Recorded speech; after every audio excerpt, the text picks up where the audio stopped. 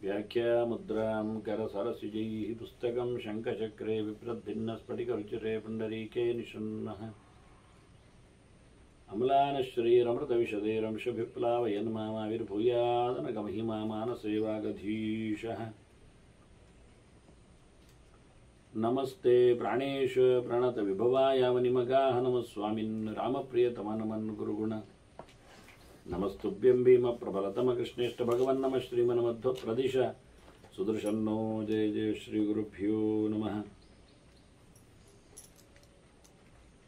नारायणं सुरगुरुं जगदेकनाथं भक्तप्रियं सकललोकनमस्कृतं च त्रैगुण्यवर्जितमजं विभुमाद्यमीशं वन्दे भवग्रहम् अमरासुरसिद्धवन्द्यं नारायणं नमस्कृत्य नरं चैव नरोत्तमं देवीं सरस्वतीं व्यासं ततो जयमुदीरये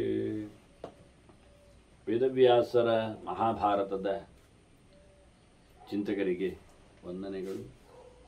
ಶಾಂತಿ ಪರ್ವದ 337ನೆಯ ಪ್ರವಚನ. ಮತ್ತೆ ಜೈಗೀಷವ್ಯರ ಆಸೆ ಇಲ್ಲದ ಬದುಕಿನ ಒಂದು ಸ್ಥಿತಿಯನ್ನು ಗಮನಿಸಲೆಂದೇ ಪಾರ್ವತಿಯ ಆದೇಶಕ್ಕೆ ಅಥವಾ ಆಕೆಯ ಪ್ರಾರ್ಥನೆಗೆ ಅನುಗುಣವಾಗಿ ಶಿವ ಜೈಗೀಷವ್ಯರಲ್ಲಿಗೆ ಬಂದಿದ್ದ. ಅವರು ಬಟ್ಟೆ ಹೊಲಿತಾ ಇದ್ರು ಅಂತ ನಾವು ಕೇಳಿದ್ವಿ. ಬಂದವರೇ ಪರಶಿವನ ಸೇವೆಯನ್ನು ಮಾಡಿ ಮತ್ತೆ ಹೋಗಿ ಪುನಃ ಬಟ್ಟೆ ಹೊಲಿಲಿಕ್ಕೆ ಕೂತ. ಆಗ ಶಿವಪ್ಪ ಕೇಳಿದ, ಏನಾದರೂ ಒಳಗೆ ಕೇಳು, ನಾನು ನೀಡುತ್ತೇನೆ ಅಂತ. ಆಗ ಜೈಗೀಷವ್ಯ ನೋಡಲೇ ಇಲ್ಲ ಶಿವನನ್ನು. ಆತೆ ಮೋರೆ ಹಾಕದೇನೆ ಹೊಲಿತಾನೇ ಇದ್ದಾನೆ ತಲೆ ಬಗ್ಗಿಸಿಕೊಂಡು. ನಾವಲೋಕಯ ಮಾನಸ್ತು ದೇವದೇವಂ ಮಹಾಮುನಿ. ಪರಶಿವನಿದ್ದಾನೆ, ದೇವತೆಗಳೆಲ್ಲರ ಅರಸನಿದ್ದಾನೆ. ಅವನಿಗಿಂತ ಮೇಲಕ್ಕೆ ಇರುವ ಒಬ್ಬನೇ ಒಬ್ಬ ದೇವತೆ ಚತುರ್ಮುಖ ಬ್ರಹ್ಮ. ಮನದನ್ನೇ ಸರಸ್ವತಿ ಸೇರಿ ಶಿವನಿಗಿಂತ ಉತ್ತಮನಿದ್ದಾನೆ. ಜೊತೆಯಲ್ಲಿ ಬ್ರಹ್ಮಸಮನಾದ ಪ್ರಾಣನು, ಹಾಗೆ ಸರಸ್ವತಿ ಸಮಳಾದ ಭಾರತಿಯು ಶಿವನಿಂದ ಉತ್ತಮಳು, ಯೋಗ್ಯತೆಯಲ್ಲಿ ಉತ್ತಮ. ಹೀಗೆ ಜೀವಕೋಟಿಯಲ್ಲಿ ನೋಡಿಕೊಳ್ಳಲಿಕ್ಕೆ ಹೋದರೆ ಶಿವತತ್ವ ಅವನಿಗಿಂತ ಮೇಲಕ್ಕೆ ಒಂದೇ ಕೆಟಗರಿಯ ಜೀವರು ಇರುವುದು. ಸಪತ್ನೀಕರ ಚಿಂತನೆ ಮಾಡಿದರು.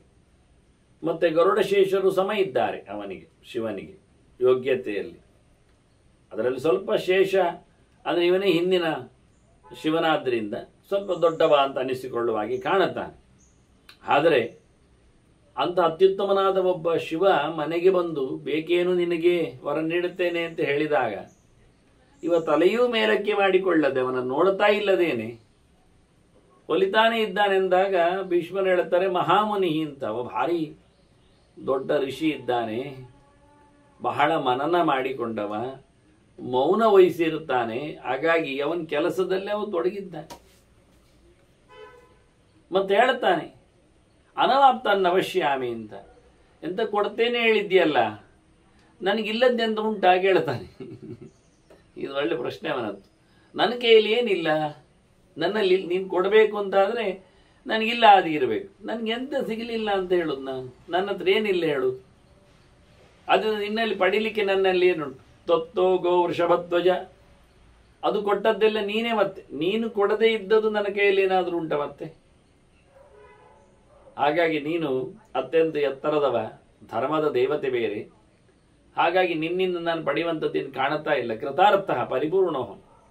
ನನಗಂತೂ ಎಲ್ಲ ಸೊತ್ತುಗಳಿವೆ, ಅದು ತುಂಬಿದ್ದೇನೆ ನಾನು, ಪೂರ್ಣನಿದ್ದೇನೆ ನಾನು.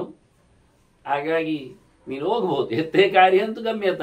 ನಿನಗೆಂತ ಕೆಲಸ ಉಂಟಾದ್ರೂ ಹೋಗಿಬಿಡು ಹೇಳೋದು. ಎತ್ತೇ ಕಾರ್ಯಂ, ನಿನಗೆಂತ ಉಂಟು ಕೆಲಸ, ಗಮ್ಯತ ಹೋಗುವುದು, ಮತ್ತೆಂತ ಬೇರೆ ಏನು ಕೆಲಸ ಅಂತ ಬಹಳ ಚೆನ್ನಾಗಿ ಶಿವನಲ್ಲೇ ಎಂತ ಬೇಡಪ್ಪ ಹೋಗ್ಬೋದು ಮಾರಾಯ ಅಂತ ಹೇಳಿಕೊಂಡಾಗಿ ಮಾತಾಡಿದ. ಬೇರೆ ಯಾರಿಗಾದರೂ ಸಿಟ್ಟು ಬರ್ತದೆ ಸ್ವಲ್ಪ. ಯಾಕೆಂದರೆ ಅವರು ಸ್ವಲ್ಪ ಏನಾದ್ರು ಕೊಡ್ತೇನೆ ಹೇಳಿದಾಗ ಬೇಡ ಹೇಳಿದ್ದಕ್ಕೆ ಸಿಟ್ಟು ಬರ್ತದೆ. ಎಂತ ಎಲ್ಲಿ ಬೇಕಾದ್ರೆ ಹೋಗು ಮಾರ ಹೇಳಿದಾಗ ನಿಂಗೆ ಯಾರಿಗೆ ಕೊಡಬೇಕು ಅವ್ರಿಗೆ ಕೊಡಬಾರೆ ಹೋಗು ಅಂತ ಹೇಳಿದರೆ ಎಷ್ಟು ಜೋರಾಗಲಿಕ್ಕಿಲ್ಲ. ಇವ ಬೇರೆ ನನ್ನ ಶಿಷ್ಯ ಒಳ್ಳೆಯವ ಎಲ್ಲ ಹೇಳಿಕೊಂಡು ಬಂದಿದ್ದಾನೆ ಪಾರ್ವತಿಗೆ. ಇಲ್ಲಿ ಗೊತ್ತಾಯ್ತಲ್ಲ, ಪಾರ್ವತಿ ಎದುರಲ್ಲೇ ಅವನಿಗೆ ಮರ್ಯಾದೆ ಎದಿ ಹೋಯ್ತು ಅಂತ. ಇವ ಬಟ್ಟೆ ಹೊಲಿ ತಪ್ಪುದೆ ಅದೇ ಕೇಳುವುದಲ್ಲ, ನನಗೊಂದು ಒಳ್ಳೆ ಬಟ್ಟೆ ಕೊಡು ಮಾರ, ಇದನ್ನು ಹರಿದ ಬಟ್ಟೆ. ಯಾವುದು ಮನುಷ್ಯನಿಗೆ ಲಭ್ಯವಾಗಿ ನೋಡು, ಯಾವುದೇ ಒಂದು ಹೊಸ ಬಟ್ಟೆ ಕೊಟ್ಟಿಡ್ಕೊಳ್ಳೋದು ಅನಿವಾರ್ಯ ಉಂಟು ನಾಳೆ. ಇದಕ್ಕಿಂತ ಜಾಸ್ತಿ ಹರಿದೋದ್ರೆ ಇದೇ ಮತ್ತೆ ಪುನಃ ಹೊಲಿಲಿಕ್ಕೆ ಬರಬೇಕು. ಯಾವುದೇ ಸೊತ್ತನ್ನು ನಾವು ಕೊಡ್ತೇನೆ ಅಂತ ತಗೊಳ್ಳಿಕ್ಕೆ ಹೋದ್ರೆ ಅದು ಗ್ಯಾರಂಟಿ ಬಾಪ್ತೂ ಅಲ್ಲ, ಅದರ ವಾಸಿ ಇದೇ ಆಗ್ತದೆ. ಅದನ್ನ ಧರ್ಮಕ್ಕೆ ಕೊಡ್ತೇದೆ ಎಂದು ಯಾರ ಮೇಲೆ ಹಾರ್ಲಿಕ್ಕೆ ಹೋಗ್ಲಿಕ್ಕಿಲ್ಲ. ಅದಕ್ಕಿಂತ ಪರ್ಕಟ್ ಬಟ್ಟೆಯೇ ಒಳ್ಳೆ. ಅದನ್ನ ನೋಡಿ ಎಷ್ಟು ಚೆನ್ನಾಗಿದ್ದಾನೆ, ಅದಕ್ಕೆ ತೋರಿಸಿಕೊಟ್ಟಿರೋದವರ ಸಿಚುವೇಶನ್ ಏನು ಅಂತ. ಹರಿದ ಬಟ್ಟೆಯನ್ನು ಹೊಲಿತಾ ಇದ್ದಾನೆ. ಶಿವಪ್ಪು ಒಂದು ಏನು ಬೇಕು ಕೇಳ್ತಾ ಇದ್ರು ಮಾತಾಡದೆ ಹೊಲಿತಾನೆ ಇದ್ದ. ಆಗ ಶಿವ ಖುಷಿಯಲ್ಲಿ ನೆಗಾಡ್ತಾರೆ. ಮರ್ಯಾದೆ ಹೋದ್ರು ಪಾರ್ವತಿ ಹತ್ತಿರದ ನೆಗಾಡ್ತಾರೆ. ಪ್ರಶಂಸ್ತು ಪುನಃ ಶರ್ವಃ ವೃಣೀಶ್ವೇತಿ ತಮಬ್ರವೀತ್. ಭೀಷ್ಮರು ಕತೆ ಹೇಳುತ್ತಾ ಇದ್ದಾರೆ ಧರ್ಮರಾಜನಿಗೆ. ನೋಡು ಮಾರಾಯ, ಮತ್ತೆ ಪುನಃ ಜೋರ್ ನೆಗಾಡಿದ್ದಾನೆ. ನಿಂಗೆ ಬೇಕಾದಲ್ಲಿ ಹೋಗು, ನನಗೆ ನೀನು ಕೊಡದೇ ಇರತಕ್ಕ ಸಂಗತಿ ಇಲ್ಲ ಹೇಳಿದಾಗ ಶಿವನಿಗೆ ಖುಷಿ ಆಯ್ತು. ನನಗೆ ತುಂಬ ಬೇಕಾದಷ್ಟು ಉಂಟು ಮಾರ ಹೇಳುವಾಗಲೂ ತೊಂದರೆ ಇಲ್ಲ. ಎರಡನೇ ಗೆರೆಯಲ್ಲಿ ಖುಷಿ ಆಯ್ತು. ಮೂರನೇ ಗೆಳೆ ನೀನು ಹೋಗ್ಬೋದು ಮಾರ ನೀನು. ಅವನಿಗೆ ಭಾರಿ ನಗುವಂತ, ಅವನಿಗೆ ಸಿಟ್ಟು ಬರಲಿಲ್ಲ. ಶಿಷ್ಯ ಅಂದ್ರೆ ಭಾರಿ ಶಿಷ್ಯ, ಚೆನ್ನಾಗಿದ್ದಾನೆ, ಒಳ್ಳೆ ಗುರುಗಳ ಮೇಲೆ ಅಷ್ಟು ಅವನಿಗೆ ಸಲುಗೆ ಇದೆ. ಹೆದರಿಕೊಳ್ಳುವಂಥದ್ದು ಗೌರವ ಇರುವುದು ವಿಷಯ ಅಲ್ಲ, ಸಲುಗೆ ಬೇಕು, ಅಷ್ಟು ಪ್ರೀತಿ ಆದರ. ತುಂಬಾ ನಕ್ಕಂದೆ ಶಿವ. ನಕ್ಕು ಮತ್ತೆ ಹೇಳ್ತಾನಂತ, ನೋಡಿ ನಕ್ಕವ ಶಿವ. ನಗುವುದರಲ್ಲಿಯೂ ಅರ್ಥ ಇರ್ತದೆ ಕೆಲವೊಮ್ಮೆ. ಅದು ಅಟ್ಟಹಾಸ ಅಥವಾ ಇದು ಎಂಥದ್ದು ಕ್ರೂರಹಾಸ. ನಕ್ಕು ಜೋರಾಗಿ ಬೇಡ ಎಂಥದ್ದು ಹೋಗುದಾ ಅಂತೇಳಿ, ಹಾಗಾಗಿ ವಿಕೃತ ನಗು ಆಗುವುದು. ಅದೆಲ್ಲ ಹೇಳಲಿಕ್ಕೋಸ್ಕರ, ಅದು ಹೌದು ಅನ್ನಲಿಕ್ಕೋಸ್ಕರ ಭೀಷ್ಮ ಹೇಳ್ತಾನೆ ಪ್ರಸಂತು ಪುನಃ ಶರ್ವ ಅಂತ. ಪ್ರಸಂತು ಪುನಃ ಶರ್ವ ಅಂದ್ರೆ ಶರ್ವ ಹಿಂಸಾಯಾಮ್ ಧಾತು. ಮುಗಿಸಿ ಬಿಡ್ತಾನೆ. ಬೇಡವಾ, ಬೇಡ ಅಂದ್ರೆ ಕೊಟ್ಟದ್ದು ಪೂರ ಹೇಳ್ಕೊಂಡು ಹೋಗ್ತೇನೆ ಹೇಳ್ಬೋದವ. ಎಲ್ಲ ನಿನ್ನೆಲ್ಲ ಸಿಕ್ಕಿದೆ ಹೇಳಿದ್ದಲ್ಲ, ಅಷ್ಟು ಜೋರಿದ್ದಾನೆ, ಸುಟ್ಟು ಬಿಡಬಹುದವ ಸಿಟ್ಟಿನಲ್ಲಿ. ಆದರೆ ಅವನು ಶರವನೇ, ಅತ್ಯಂತ ಸುಖ ಸ್ವರೂಪನೇ ಇದ್ದಾನೆ. ಸುಖವಾದ ಮಾತು ಶರವ, ಸುಖ ಸ್ವರೂಪವಾದವನದ್ದು ಮಾತು. ಶಬ್ದಗಳು ಹಾರ್ಷ್ ಆಗಿಲ್ಲ, ಖುಷಿಯಾಗಿದೆ. ಹಾಗಾಗಿ ಅವನು ಬಹಳ ಸುಂದರವಾಗಿ ಮತ್ತೊಮ್ಮೆ ಕೇಳುತ್ತಾನೆ, ಪ್ರದೀಶ್ವೇತಿ ತಮ ಬ್ರವೀತ್. ಪುನಃ ಮತ್ತೆ ಕೇಳ್ತಾನೆ, ತಕೋ ಮಾರೆ ಎಂತ ತಕೋ ಮಾರೆ, ಏನಾದ್ರೂ ಕೇಳು ಮಾರೆ. ಅವಶ್ಯಂ ಈ ವರೋ ಮತ್ತಃ ಶ್ರಾವ್ಯಂ ವರಂ ಅನುತ್ತಮ. ಅತ್ಯಂತ ದೊಡ್ಡ ಮಟ್ಟಿನದ್ದು ಏನಾದ್ರೂ ಕೇಳು ಮಾರೆ ನೀನು, ಸಣ್ಣದೆಲ್ಲ ಬೇಡ, ಇದಕ್ಕಿಂತ ದೊಡ್ಡದ್ದು ಇರಬಾರದು ಮತ್ತೆ ಕೇಳಲಿಕ್ಕೆ. ಅಂಥದ್ದೊಂದು ಕೇಳು ಬಿಡು ಮಾರೆ, ಅವಶ್ಯವಾಗಿ ಕೇಳಬೇಕು ನೀನು, ನನ್ನಿಂದ ತಗೊಳ್ಬೇಕು ಅಂತ ಮತ್ತೆ ಒತ್ತಾಯ ಮಾಡುತ್ತಾನೆ. ಆಗ ಜೈಗೀಷವ್ಯ ತಮಾಹ ಇದಂ. ಭೀಷ್ಮರು ಹೇಳ್ತಾರೆ, ಅವನು ಹಾಗೆ ಏನು ಹೇಳಿದ ಗೊತ್ತುಂಟ, ಶ್ರೋತವ್ಯಂಚತ್ವಯಾ ಮಮ, ನೀನು ನನ್ನ ಚೂರು ಕೇಳಬೇಕು ಅಂತಾನಂತೆ. ನೀನೊಂದು ಮಾರೆ ದೊಡ್ಡ ವರ ಕೇಳಬೇಕು ಅಂತ ಹೇಳಿದ್ರೆ ಇವು ಆ ಶಬ್ದವನ್ನು ಬದಲಾಯಿಸಿ ನೀನು ನನ್ನ ಚೂರು ಕೇಳ್ತೀಯಾ ಅಂತ, ನನ್ನ ಮಾತು ಅಂತ ಅರ್ಥ. ನೀನು ನನ್ನ ಚೂರು ಕೇಳ್ತೀಯಾ ಏನು? ಸೂಚಿ ಮನು ಮಹಾದೇವ ಸೂತ್ರಂ ಸಮುಪಗಚ್ಚತಃ.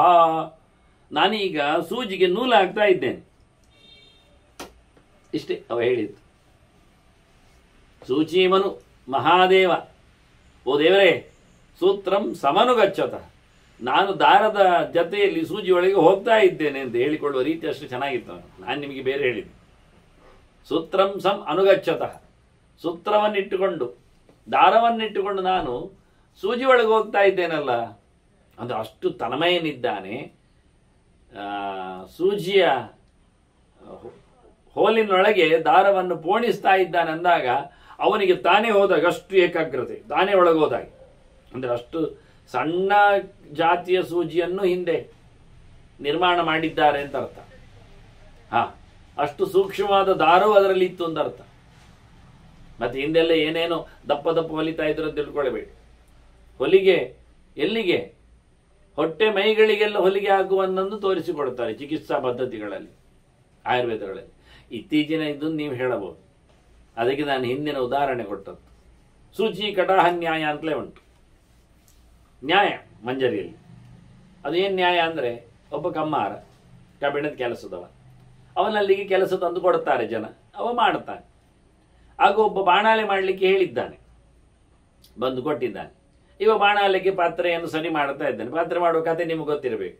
ತಗಡು ಮೊದಲು, ಆ ತಗಡನ್ನು ಒತ್ತುವ ಮೂಲಕ ಅದರ ಆಕಾರಕ್ಕೆ ಅದನ್ನು ಬಗ್ಗಿಸುವ ಕಥೆಗಳು, ಮತ್ತು ಅದಕ್ಕೆ ಬೇಕಾದ ಹಿಡಿ ಮತ್ತೊಂದನ್ನು ಹೊಡೆದಾಗಿ ಕೊಡುವಂಥದ್ದು.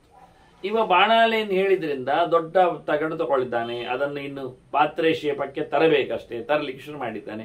ಅಷ್ಟೊತ್ತಿಗೆ ಒಬ್ಬ ಬಂದ, ನಂಗೊಂದು ಸೂಜಿ ಮಾಡಿಕೊಡಿ ಅಂದವ.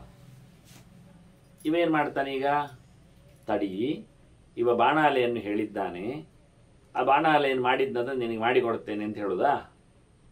ಬಾಣಾಲೆಗೆ ಸುಮಾರು ಗಂಟೆಗಳು ಬೇಕು ಮಾಡಲಿಕ್ಕೆ, ಬಡಿಲಿಕ್ಕೆ ಉಂಟು, ಕಾಯಿಸ್ಲಿಕ್ಕೆ ಉಂಟು, ಹದ ಮಾಡಲಿಕ್ಕೆ ಉಂಟು ತಗಡನ್ನು ಎಲ್ಲಿ ನೋಡಿಕೊಂಡೆ, ಮತ್ತೆ ಇಡೀ ಕೈಯೆಲ್ಲ ಹಾಕಲಿಕ್ಕೆ ಇದೆ, ತೂತು ಮಾಡಬೇಕು ಅದನ್ನು. ಸೂಜಿಗೆ ಬಹಳ ಕಷ್ಟ ಇಲ್ಲ, ಇದ್ದ ಒಂದು ಕಡ್ಡಿಯನ್ನು ಹದ ಮಾಡಿದ್ರಾಯ್ತು, ಅದಕ್ಕೊಂದು ಹೋಲ್ ಮಾಡಿದ್ರಾಯ್ತು, ಚೂಪ್ ಮಾಡಿದ್ರಾಯ್ತು. ಇವೇನು ಮಾಡಿದ, ಸೂಜಿಯನ್ನು ಮಾಡಿ ಕೊಟ್ಟವನಿಗೆ.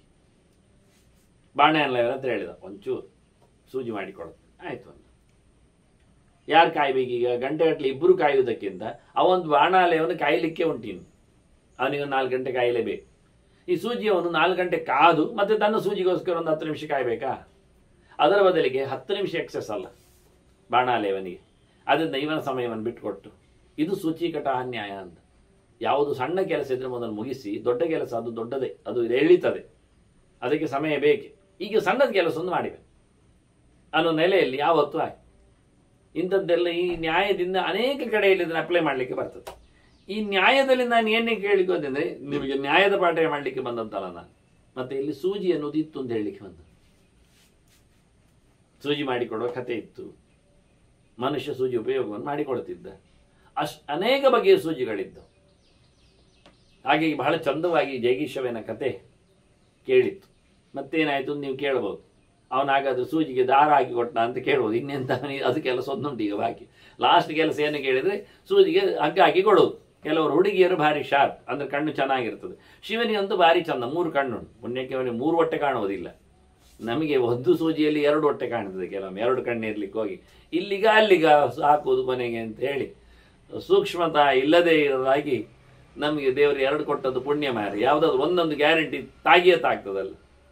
ಹಾಗಾಗಿ 2 ಹಗ್ಗ ಇಟ್ಕೊಂಡು ಹಾಕಿದರೆ ಖಂಡಿತವಾಗಿ 2ರಲ್ಲಿ ಹೋಗ್ಬೋದು 2 ಸೂಜಿ. ನಮಗೆ ಒಂದು ಸೂಜಿ ನೋಡುವಾಗ 2 ಹೊಟ್ಟೆ ಕಂಡ್ರೆ, ಹಾಗಾದ್ರೆ 2 ದಾರ ಇಟ್ಕೊಂಡ್ರೆ ಹಾಕಿ ಬಿಟ್ಟಾಗ ಯಾವುದೋ ಒಂದು ಹೊಟ್ಟೆಯಲ್ಲಿ ಗ್ಯಾರಂಟಿ ಸೂಜಿ ಬಂದೇ ಬರ್ತದೆ, ದಾರವನ್ನು ಹಿಡಲಿಕ್ಕೆ ಆಗ್ತದೆ. ಇಲ್ಲಿ ಇದು ಟ್ರೈ ಮಾಡಿ. ಇದು ಸೂಜಿ ಇದ್ದಾಗೆ, ಇದು ದಾರ ಇದ್ದಾಗೆ ಹಾಕ್ಲಿಕ್ಕೆ ಬರಲಿಲ್ಲ, ಎಲ್ಲಿ ಹೋಗ್ತಾ ಉಂಟು, ಆಚೆ ಹೋಗ್ತಾ ಉಂಟು, ಈಚೆ ಹೋಗ್ತಾ ಉಂಟು. ಹಾಗಾದ್ರೆ ಒಂದು ಕೆಲಸ ಮಾಡು, ನಿಮಗೆ 2 ಕಾಣೋದಾದ್ರೆ 2 ಹಗ್ಗ ತಗೊಳ್ಳಿ. ಆ 2 ಹಗ್ಗ ತಗೊಂಡ್ರೆ ಬಹಳ ಸುಲಭವಾಗಿ ಯಾವುದಾದ್ರು ಒಂದು ಹಗ್ಗ, 4 ಹಗ್ಗ ಎಲ್ಲ ತಗೊಳ್ಬೇಡಿ, ಯಾವುದಾದ್ರು ಒಂದು ಹಗ್ಗದ್ದು ಗ್ಯಾರಂಟಿ ಒಂದು ಹೋಗುವ, ಪ್ರಯತ್ನಿಸಿ ನೋಡಿ, ಆಗುವುದ ನೋಡಿ. ಆಗದೇ ಇದ್ದವರಿಗೆ ಸಣ್ಣ ಉಪಾಯ ಇರಲಿ. ಅಂತೂ ಶಿವ ಅಂತೂ ಬೇಡ, ಅವನಿಗೆ 3 ಕಣ್ಣು ಇರಲಿಕ್ಕೆ ಹೋಗಿ ಇನ್ನು ಒಂದು ಹೊಟ್ಟೆ ಕಾಣಲಿಕ್ಕಿಲ್ಲ ಅವನಿಗೆ, ಹಾಗೆ ಮಿಸ್ ಆಗ್ಬೋದು. 2 ಇದ್ದಾಗ ನಮಗೆ 1 ಕಾಣೋದು, ಅಥವಾ ಒಂದಿದ್ದ 2 ಕಾಣೋದಾದ್ರೆ 6 ಕಾಣ್ಬೋದು ಕೊನೆ. ಏನೇ ಇರಲಿ ಬೇಡಿ, ತಮಾಷೆ ವಿಷಯ ಅಲ್ಲ. ವಾಸ್ತವವಾಗಿ ಏನಾಯ್ತು ಕತೆ ಅಂತ ನಾನು ಹೇಳಬೇಕು. ಅದಕ್ಕೆ ನಾನು ಡಿಲೇ ಮಾಡಿ ಸ್ವಲ್ಪ ಕಾಯಲಿಂದ ಸೂಚಿಕಟ ಅನ್ಯಾಯದ. ಏನು ಮಾಡಿದ ಶಿವ? ಪಾರ್ವತಿಯನ್ನು ನೋಡಿ ನಗೆ ಆಡಿದ, ಪೋಯ್ ಅಂದ, ಹೊರಟ. ಪಾರ್ವತಿ ಜೊತೆಲಿ ಹೊರಟ. ನೋಡು ಗೊತ್ತಾಯ್ತಲ್ಲ ಅಂತೇಳಿ ಇನ್ಸಿಡೆಂಟ್ಸ್ ತೋರಿಸಿದ್ದು. ಅವಳು ಕೇಳಲಿಕ್ಕೆ ಬಂದದ್ದು ಏನಿಲ್ಲ ಅವನಿಗೆ ಆಸೆ, ಎಲ್ಲ ಬಿಟ್ಟಿದ್ದಾನ ಎನ್ನುವುದಕ್ಕೆ ಪರೀಕ್ಷೆ ಮಾಡಿ ನೋಡುವ ಅಂದಾಗ ಒಂದು ಸೂಜಿಯನ್ನು ಕೇಳಲಿಕ್ಕೆ ಹೋಗ್ತಾ ಇಲ್ಲ ಪುಣ್ಯಾತ್ಮ. ಒಂದು ಬಟ್ಟೆಯನ್ನು ಹರಿದದ್ದನ್ನು ಚಂದಕ್ಕೆ ನೋಡ್ತಾ ಇಲ್ಲ. ಅವನು ಸೂಜಿಯಷ್ಟು ಅಳತಾಗಿದೆ, ಅದಕ್ಕೆ ಇನ್ನು ದಾರ ಹೋಗ್ತಾ ಇಲ್ಲ ಅಂದರೆ ಏನೋ ಸ್ವಲ್ಪ ಕಷ್ಟ ಇರ್ಬೋದು. ಅದನ್ನು ಏನೇ ಅಲ್ಲ, ಸೂಜಿ ಅಳತಾಗತ್ತೆ, ಅದರ ಬಾಯು ಹಾಳಾಗತ್ತೆ, ಕೆಲವೊಮ್ಮೆ ಮೊಂಡುತನವನ್ನು ತೋರಿಸ್ತದೆ, ಅದು ಬೆಂಡಾಗಿ ಬಿಡುತ್ತದೆ, ನಮ್ಮಾಗಲ್ಲ. ಹೀಗಾಗಿ ಬಹಳ ಅದ್ದೂರಿಯಾದ ಒಂದು ಸುಂದರವಾದ ಒಂದು ಚಿಕ್ಕ ಕಥೆಯ ಮೂಲಕ ಅನೇಕ ತತ್ವಗಳನ್ನು ಹೇಳುತ್ತಾ ಅವನಂತೂ ಹೊರಟೋಗಿದ್ದಾನೆ ಅಂತ ಹೇಳಿ ಕಥೆಯನ್ನು ಮುಗಿಸಿದ್ರು. ಭೀಷ್ಮರು ಹೇಳುತ್ತಾರೆ ಧರ್ಮರಾಜರ ಹತ್ರ, ಇಂಥದ್ದೇ ಕತೆ. ಜನರು ಹೀಗೆ ನಿರ್ದ್ವಂದ್ವಾಹ ಯೋಗಿನಃ ನಿತ್ಯಾಹ ಸರ್ವಶಸ್ತೆ ಸ್ವಯಂಭುವ, ಎಲ್ಲ ತೊರೆದವರವರು, ದ್ವಂದ್ವಾತೀತರು. ಅವರು ಯಾವುದೇ ರೀತಿಯಾದ ನಿಂದೆ, ಪ್ರಶಂಸೆ, ಲಾಭ, ನಷ್ಟ, ಸುಖ, ದುಃಖ ಏನಿಲ್ಲ, ಎಲ್ಲ ದೇವರು ಕೊಟ್ಟ ಪ್ರಸಾದ ಒಂದೇ ರೀತಿ ಅನುಭವಿಸುವ ಬಗೆಯವರು. ಯಾಕೆ? ಅವರು ಯೋಗಿಗಳು, ಭಗವಂತನ ಸಂಬಂಧವನ್ನು ಬಯಸಿ ಬೆಂದವರು, ಅದರಲ್ಲಿ ನಿಂದವರು. ಹಾಗಾಗಿ ಯಾವುದರ ಹತ್ತಿರದಲ್ಲಿ ಸುಖ ದುಃಖದ ಹತ್ತಿರದಲ್ಲಿ ಇರುವುದಿಲ್ಲ, ಲಾಭ ನಷ್ಟದ ಹತ್ತಿರದಲ್ಲಿ ಇರುವುದಿಲ್ಲ. ಅವರ ಮನಸ್ಸು ನಿಂದೆ ಸ್ತುತಿಗೆ ಒಗ್ಗಿರುವುದಿಲ್ಲ. ಆಗೆಲ್ಲ ಭಗವಂತನನ್ನು ಮಾತಾಡಿಸ್ತಾ ಇರ್ತದೆ. ಹಾಗಾಗಿ ಎಲ್ಲ ವಿಷಯದಲ್ಲಿ ಅವರು ಸ್ವಯಂ ಭೂಗಳೇ, ಸ್ವಯಂಭುವ ಸ್ವಯಂಭವ. ಸ್ವಯಂಭೂಗಳು ಅಂದರೆ ತಾವು ಆಯಿತು ತಮ್ಮ ಪಾಡಿಗೆ ಆಯಿತು, ತಾವಾಗಿರುವವರು. ಇನ್ಯಾರ ಹತ್ತಿರ ಯಾವ ಹಂಗಿಗೋಸ್ಕರ ತಮ್ಮನ್ನು ಅಂಟಿಸಿಕೊಂಡಿರುವುದಿಲ್ಲ. ತಾವಾಗಿಯೇ ತಮ್ಮ ಒಳ್ಳೆಯ ಕೆಲಸದಲ್ಲಿ ತಾವು ತೊಡಗಿಕೊಂಡು ಯಾರಿಗೂ ಅನ್ಯಾಯ ಆಗದಂತೆ, ಯಾವುದು ತಪ್ಪಾಗಿಸಿಕೊಳ್ಳದಂತೆ ಅವರು ಯಾರು ಗೈಡುಗಳಿಲ್ಲ. ಆ ಲೆಕ್ಕದಲ್ಲಿ ಅವರು ಯಾರನ್ನು ಸಹ ಹಿಡ್ಕೊಳ್ಳುವುದಿಲ್ಲ.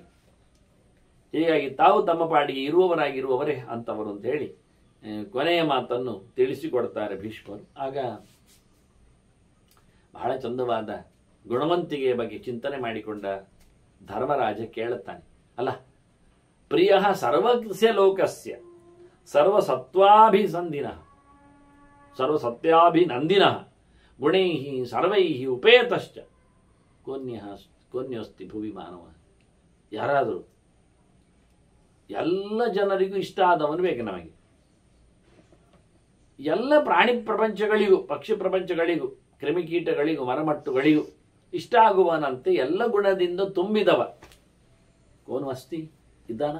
ಯಾರಾದರೂ ಇದ್ದಾನ ಈ ನೆಲದಲ್ಲಿ ಮನುಷ್ಯ ಅಂತ ಕೇಳುತ್ತಾನೆ. ಅದಕ್ಕೆ ಭೀಷ್ಮರು ಹೇಳುತ್ತಾರೆ, ನೋಡಿ ಇದೆಲ್ಲ ಪ್ರಶ್ನೆಗಳು ಬಂದಾಗ ಅವರು ನೆನಪಿಸಿಕೊಂಡೆಲ್ಲ ಫೈಲಿ ಹುಡುಕಿ ಹೇಳಬೇಕಲ್ಲ.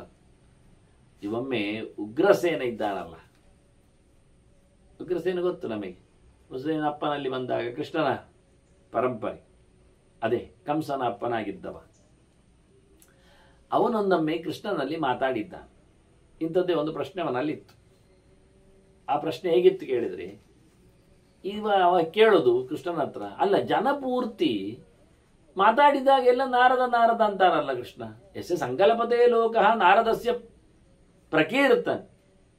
ಎಲ್ಲರದ್ದು ಉಮೇದು ಉತ್ಸಾಹ ಎಲ್ಲ ನೋಡಿದ್ರೆ ನಾರದರನ್ನು ಹೊಗಳುವುದರಲ್ಲೇ ಇರ್ತದೆ. ಮನ್ನೇ ಗುಣ ಸಂಪನ್ನ, ನಾನು ಅವನ ಬಗ್ಗೆ ಯೋಚನೆ ಮಾಡ್ತೇನೆ, ಎಲ್ಲ ಗುಣ ಉಂಟು ಅಂತ ಅವನಲ್ಲಿ ಅಂತ ನನಗೆ ಅರ್ಥ ಆಗ್ತದೆ. ಎಲ್ಲ ಜನರು ಅವನ ವಿಷಯ ಹೇಳುವಾಗ ಎಲ್ಲ ಕಡೆ ನೋಡಿದ್ರಲ್ಲಿ ಎಲ್ಲ ನಾರದ ನಾರದ. ಯಾಕೆಂದ್ರೆ ಅವನಿಗೆ ಹೆಚ್ಚು ಹತ್ತಿರ. ಅಂದರೆ ಕಂಸ ಅವನು ಉಗ್ರಸೇನನನ್ನು ಅಮುಕಿ ರಾಜ್ಯಭಾರ ಮಾಡಿದವ. ಅವನ ದುಷ್ಟತನಕ್ಕೆ ನಾರದರು ಎಷ್ಟೋ ಸರ್ತಿ ಬಂದು ಕಂಸನಿಗೆ ಎಚ್ಚರಿಕೆ ಕೊಟ್ಟಿದ್ದಾರೆ. ಬಂತು ನೋಡು, ನಿನ್ನ ಸಾವು ಬೇರೆ ಕಡೆ ಹುಟ್ಟಿದೆ, ಅದು ಇವನೇ ವಸುದೇವ ಮಾಡಿದ್ದಾನೆ ಮೋಸ, ಅದು ನೀರಲ್ಲಿ ಹೋಗಿ ಹಾಕಿ ಇಟ್ಟು ಬಂದಿದ್ದಾನೆ, ಅವ ಹೆಣ್ಣುಮಗು ತಂದದ್ದೆಲ್ಲ ಇದೆಲ್ಲ ಹೇಳಿಕೊಟ್ಟಿದ್ದಾನ ನಾರದ. ಬಂದ ತಕ್ಷಣ ನಾರದರಿಗೆ ಭಾರಿ ಮಣ್ಣನೆ, ಅವನು ಏನಾದ್ರು ಸೀಕ್ರೆಟ್ ಉಂಟೆ ಗೊತ್ತಾಗ್ತದೆ ಅವನಿಗೆ. ಹೇಳ್ತಾನೆ, ಸುಮಾರು ಸತ್ಯ ಅಟೆಂಪ್ಟ್ ಆಗಿದೆ. ಕಂಸನಲ್ಲಿ 2-3 ಸತಿ ಬಂದಿದ್ದಾನೆ ನಾರದ ಮಾತಾಡಲಿಕ್ಕೆ, ವಿಷಯ ಹೇಳಲಿಕ್ಕೆ, ಹೀಗಾಯ್ತು ಘಟನೆ ಅಂತ ಹೇಳಲಿಕ್ಕೆ.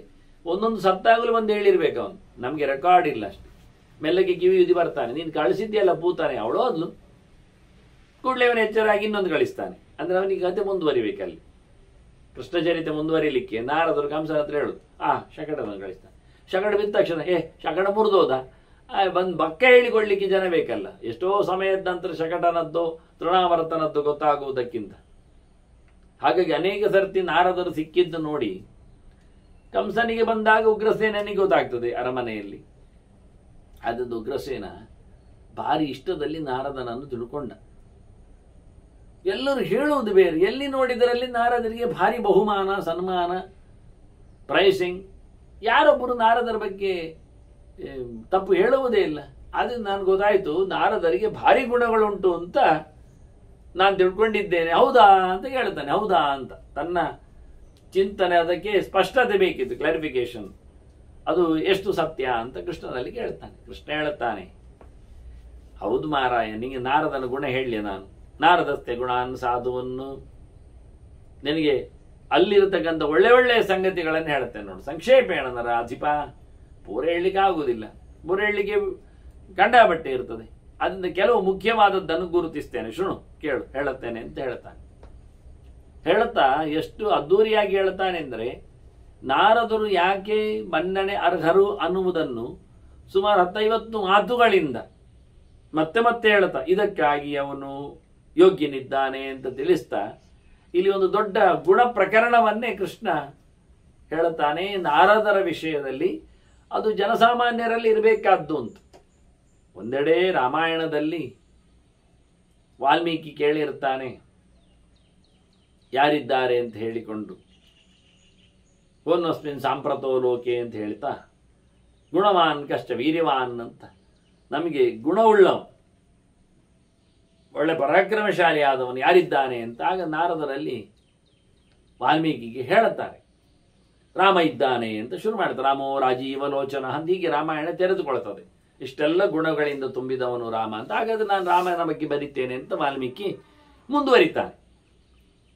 ಹಾಗೆ ಇಲ್ಲಿ ಅದಾದರೆ ದೇವಮಾನವ, ಮನುಷ್ಯ ಲೋಕದಲ್ಲಿ ಅವತರಿಸಿ ಬಂದ ಭಗವಂತನೇ. ಅವನು ಗುಣಪೂರ್ಣ ಅಂತ ಹೇಳುವುದರಲ್ಲಿ ದೊಡ್ಡ ಸಂಗತಿ ಕಾಣುವುದಿಲ್ಲ. ಅದನ್ನು ಆದರ್ಶ ಮಾಡಿಕೊಂಡು ಜನ ಯಾರು, ಅದು ದೇವರು, ನಾವೆಲ್ಲ ಆಗೋದಿಲ್ಲ ಅಂತ ಬಿಡ್ತಾರೆ. ಆದರೆ ಇಲ್ಲಿ ಹೇಳಿದ್ದು ಮನುಜ ಲೋಕದಲ್ಲಿ ಇಟ್ಟುಕೊಂಡು ಒಬ್ಬ ಜೀವನನ್ನಿಟ್ಟುಕೊಂಡು ಗುಣಸಂಪನ್ನನನ್ನು ತಿಳಿಸಬೇಕು ಅಂತ ಹೇಳುವಾಗ ನಾರದರನ್ನೇ ನೋಡಿ, ನಾರದರಲ್ಲಿ ಗುಣಪಟ್ಟಿ ಮಾಡಿದ್ದವರು ವಾಲ್ಮೀಕಿ ಹತ್ತಿರ ರಾಮನ ಬಗ್ಗೆ ಮಾತಾಡಿದಾಗ. ಈಗ ಇಲ್ಲಿ ಕೃಷ್ಣ ನೋಡಿ, ನಾರದ ವಾಲ್ಮೀಕಿ ಹತ್ತಿರದಲ್ಲಿ ರಾಮನ ಮೌಲ್ಯಗಳನ್ನು ಗುಣಗಳನ್ನು ಬಿತ್ತರಿಸಿದ ರಾಮಾಯಣಕ್ಕಾಗಿ. ಇಲ್ಲಿ ಕೃಷ್ಣ ಅದೇ ರಾಮನೇವ, ಕೃಷ್ಣ ಇಲ್ಲಿ ಉಗ್ರಸೇನ ಹತ್ತಿರದಲ್ಲಿ ನಾರದರ ಗುಣಲಕ್ಷಣಗಳನ್ನು ಹೇಳ್ತಾ ಇದ್ದ ನೋಡಿ. ಸಿದ್ಧಾಂತ ಎಷ್ಟು ಚೆನ್ನಾಗಿದೆ ನೋಡಿ. ರಾಮ ಬರುವ ಮುಂಚೆ, ರಾಮಾಯಣದ ಮುಂಚೆ, ರಾಮಾಯಣಕ್ಕಾಗಿ ನಾರದ ರಾಮ ಚಿಂತನೆ ಕೊಟ್ಟು ರಾಮಾಯಣ ಮಾಡಿದ. ಅದಕ್ಕೋಸ್ಕರ ಅದನ್ನು ಕೇಳಿಸಿಕೊಂಡ ರಾಮ ಇಲ್ಲಿ ಕೃಷ್ಣನಾಗಿ ಬಂದಾಗ ಮತ್ತೆ ಇಲ್ಲಿ ನಾರದರ ಬಗ್ಗೆ ಉಗ್ರಸೇನನಿಗೆ ಹೇಳುತ್ತಾನೆ ತುಂಬ ಮಾತುಗಳಿವೆ ಅಂತ. ನಚಾರಿತ್ರ ನಿಮಿತ್ತೋಸ್ಯ ಅಹಂಕಾರೋ ದೇಹಪಾತನಃ, ಎಂದೂ ಸಹ ಇವನದ್ದು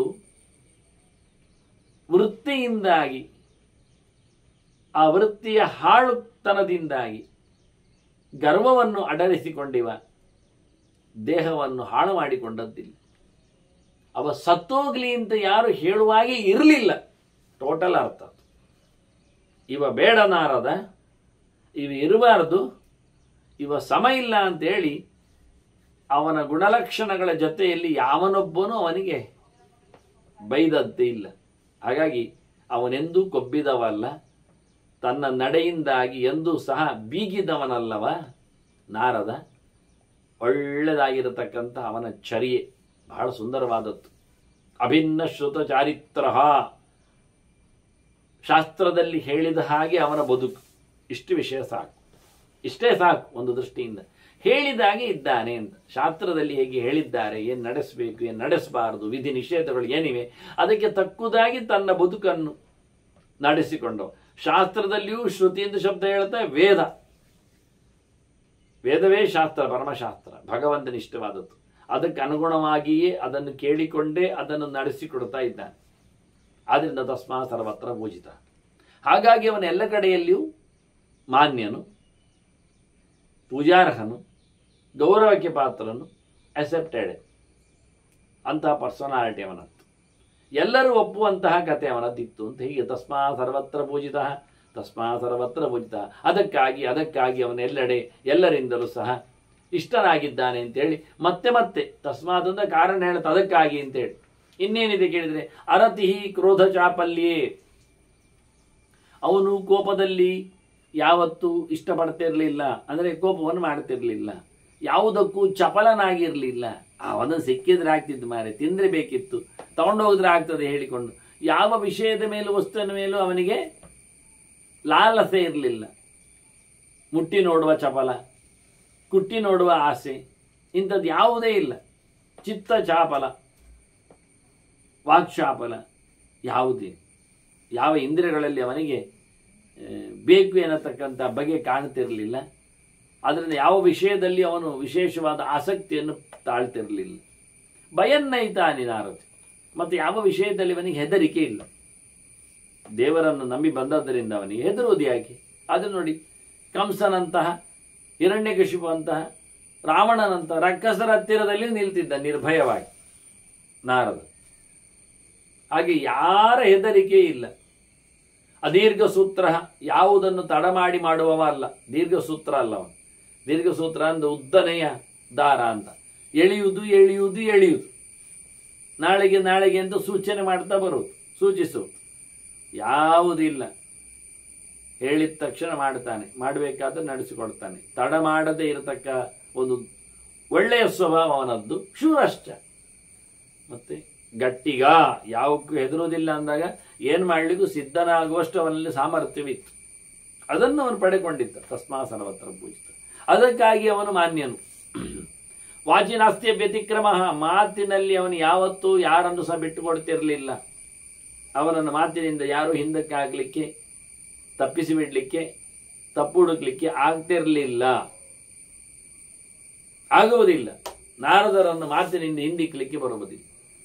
ಕಾಮತ್ತೋ ಯದಿವಾ ಲೋಭಾತ್, ಎಂದೂ ಸಹ ಇವ ಬೇಕುಗಳಿಗೆ ಬಯಕೆಗಳಿಗೆ ಆತು ಬಿದ್ದು ತಪ್ಪು ಮಾಡಿದ್ದಿಲ್ಲ. ಲೋಭದಿಂದ ಯಾವುದೋ ತಪ್ಪನ್ನು ಮುಚ್ಚಿಕೊಳ್ಳಿಕ್ಕೆ ಹೋಗ್ತಾನೂ ಇರಲಿ.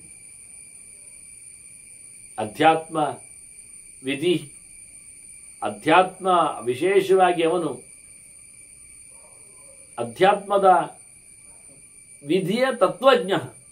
ಅಧ್ಯಾತ್ಮದಲ್ಲಿ ಅಧಿಕಾತ್ಮನ ಬಗ್ಗೆ ಏನು ಶಾಸ್ತ್ರಗಳು ವಿಧಾನ ಮಾಡಿವೆ, ಅದರ ಪ್ರಯೋಗಗಳನ್ನು, ಅದರ ವಿಶೇಷಾಂಶಗಳನ್ನು ಚೆನ್ನಾಗಿ ತಿಳಿದಿದ್ದಾನೆ. ತಪ್ಪಿಲ್ಲದ ಮೋಕ್ಷಶಾಸ್ತ್ರದ ಪರಿಜ್ಞಾನ ಅವನಲ್ಲಿತ್ತು. ಕ್ಷಾಂತಃ ಶಕ್ತಃ ಜಿತೇಂದ್ರಿಯ, ಕ್ಷಮೆ ಅವನ ಗುಣ, ಕ್ಷಮಿಸ್ತಿದ್ದ. ಜತೆಯಲ್ಲಿ ಸಾಮರ್ಥ್ಯ ಇತ್ತವನಲ್ಲಿ. ಸಾಮಾನ್ಯವಾಗಿ ಕ್ಷಮಾಶೀಲರನ್ನು ದುರ್ಬಲರು ಅಂತ ಹೇಳ್ತಾರೆ, ಇಲ್ಲ ಗಟ್ಟಿಗನೆ.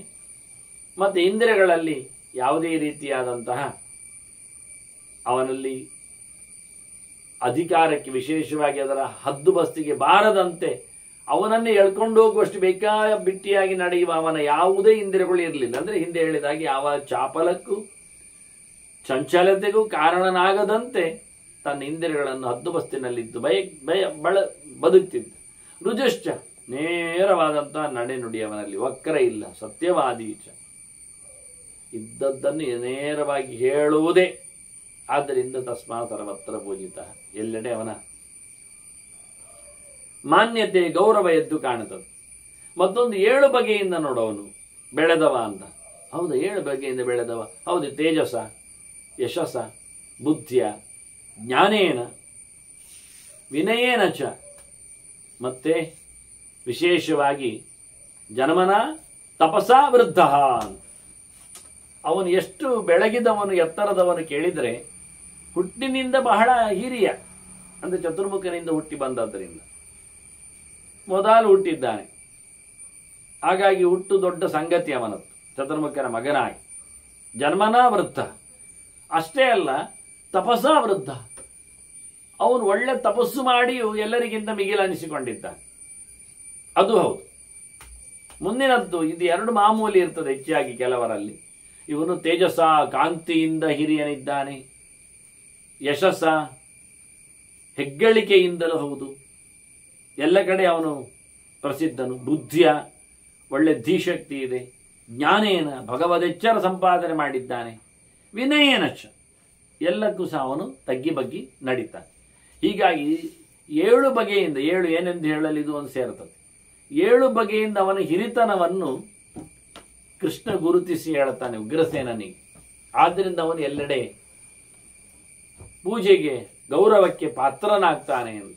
ಸುಶೀಲ, ಸುಖ ಸಂವೇಶ, ಒಳ್ಳೆ ಅವನದ್ದು ಸ್ವಭಾವ. ಮನೆ ಇರುವಿಕೆ ಅದು ಚಂದವಾಗಿದೆ. ಅವನ ಬಟ್ಟೆ ಬರೆ ಅದು ಲಾಯ್ಕೊಂಡಂತೆ ನಾರದರು. ನೋಡಿ ನೋಡಿ ಎಷ್ಟಾಗಿರ್ತಾನೆ. ಮನೆಯು ಚೊಕ್ಕವಾಗಿಟ್ಕೊಳ್ತಾನೆ. ಮನಸ್ಸು ಚೊಕ್ಕವಾಗಿರ್ಬೇಕಾದ್ರೆ ಮನೆ ಚೊಕ್ಕ ಇರಬೇಕು. ಮನೆ ಚೊಕ್ಕ ಇರುವುದಾದ್ರೆ ಅವನು ಚೊಕ್ಕವಾಗಿರ್ತಾನೆ. ಆದ್ರಿಂದ ಸುಖ ಸಂವೇಶ ಅಂತ. ದೇವರು ಒಳಗೆ ಬರಲಿಕ್ಕೆ ಒಳ್ಳೆಯ ತೋರಣದ ಮನೆ, ದೇವರೊಳಗೆ ಕೂತ್ಕೊಳ್ಳಿಕ್ಕೆ ಒಳ್ಳೆಯ ಪರಿಶುದ್ಧವಾದ ಮನೆ ಮತ್ತು ಮನ. ಹಾಗಾಗಿ ಸುಖ ಸಂವೇಶ. ಮತ್ತೆ ಸುಭೋಜ, ತಿನ್ನುವುದು ಹಾಗೆ ಚಂದದ್ದೇ ತಿಂತಾನೆ, ಸಿಕ್ಕಿದ್ದನ್ನೆಲ್ಲ ತಿನ್ನುವುದು. ಯೋಗಿಗಳು ಅಂತ ಹೇಳುವುದು ಸಿಕ್ಕಾಬಟ್ಟೆ ತಿನ್ನುವುದು ಅಥವಾ ಸಿಕ್ಕಿದ್ದನ್ನು ತಿನ್ನುವುದು. ಸಿಕ್ಕಿದಂತೆ ಹಾಗೇನಿಲ್ಲ, ಚಂದವಾಗಿ ಕೂತೆ ಒಳ್ಳೆಯದನ್ನೇ ಆಯ್ಕೆ ಮಾಡಿಕೊಂಡು ಊಟ ಮಾಡ್ತಾನೆ. ಸ್ವಾದರ, ಎಲ್ಲರ ಮೇಲೂ ಒಳ್ಳೆ ಪ್ರೀತಿ ಉಂಟು ಅವನಿಗೆ, ಯಾರ ಮೇಲೂ ಯಾವತ್ತೂ ಸಹ ದ್ವೇಷ ಇಲ್ಲ, ಎಲ್ಲವನ್ನು ಇಷ್ಟಪಡುತ್ತಾನೆ, ಎಲ್ಲದರಲ್ಲಿ ದೇವರಿದ್ದಾನೆ ಅಂತ. ಶುಚಿಹಿ, ಶುದ್ಧ ಭೂತನಾಗಿದ್ದಾನೆ, ಎಲ್ಲ ಮೀಯುವುದುಂಟು ಅವನು, ಒಳ್ಳೆ ರೀತಿಯಿಂದ ವೇಷ ಮಾಡಿಕೊಳ್ತಾನೆ, ಚಂದವಾಗಿ ಇರ್ತಾನೆ. ಏನದರಲ್ಲಿ ದೇವರು ಕೊಟ್ಟ ಸೌಭಾಗ್ಯ, ಇದು ದೇವರ ಪ್ರತೀಕಕ್ಕೆ ಅಂತ ಹೇಳಿಕೊಂಡು ಸಮರ್ಪಿಸಿಕೊಳ್ಳುತ್ತಾನೆ ಅದರಲ್ಲಿ. ಹಾಗೆ ಸುವಾಕ್ಯಶ್ಚ, ಒಳ್ಳೆ ಮಾತಾಡ್ತಾನೆ. ಮತ್ತೆ ಅನೀರ್ಷ್ಯಶ್ಚ, ಯಾರ ಮೇಲೆ ಅವನಿಗೆ ಯಾವುದೇ ರೀತಿಯಾದ ಅಸೂಯೆ, ಹೊಟ್ಟೆಗಿಚ್ಚು ಯಾವುದೂ ಇಲ್ಲ. ಅದಕ್ಕೇನು, ಹೆಚ್ಚಿನವರೆಲ್ಲ ಮಾತೇ ಆಡುವುದಿಲ್ಲ, ಎಲ್ಲಿ ಖರ್ಚಾಗ್ತದೋ ಅಂತ, ಅಷ್ಟು ಬಿಗುಮಾನ ಅವರಲ್ಲಿ. ಇನ್ನು ಕೆಲವರು ಒಂದೆರಡು ತುಂಡು ಮಾತ್ರ ಮಾತಾಡೋದು, ಎಲ್ಲಿ ಖರ್ಚಾಗ್ತದೋ ಗಂಟು ಅವರದ್ದು ಅಂತ. ಎಲ್ಲಿಯಾದ್ರೂ ಜಾಸ್ತಿ ಮಾತಾಡಿ ಅವರು ನಮ್ಮಲ್ಲಿ ಸಲುಗೆಗೆ ಬಂದ್ರೆ ಮತ್ತೇನಾದ್ರೂ ನಟ್ಟಿದ್ರೆ ಬೇಡಿದ್ರೆ ಕೊಡಬೇಕಾಗ್ತದಲ್ಲ ಅಂತ, ಮತ್ತೆ ಎಂತ ಕರ್ಮಕ್ಕೆ ಅವನಲ್ಲಿ ಮಾತಾಡೋದು, ದೊಡ್ಡ ಸಂಗತಿ ಹೇಳಿಕೊಂಡು ಇವನಲ್ಲಿ ಒಂದು ರೀತಿಯ ಬುಳ್ಚೋಟು. ಮತ್ತೆ ಇದು ಯಾವುದೂ ಇಲ್ಲ, ಒಟ್ಟು ಮಾತಾಡ್ತಾನೆ ನಾರದ, ಚಂದ ಮಾತಾಡ್ತಾನೆ. ಹಾಗಾಗಿ ಅವನೆಲ್ಲರಿಗೂ ಬೇಕು. ಕಲ್ಯಾಣಂ ಕುರುತೆ ಬಾಢಂ, ಯಾವತ್ತು ನೋಡಿದ್ರು ಒಳ್ಳೆಯದೇ ಮಾಡು. ನಾರದ ಬಂದು ಹಾಳು ಮಾಡಿದ ಅಂತ ಇಲ್ಲ, ಹಿಡಿಸಿಯಾಗಿದ ಅಂತ ಹೇಳಬೇಡಿ ಅವನಿಗೆ.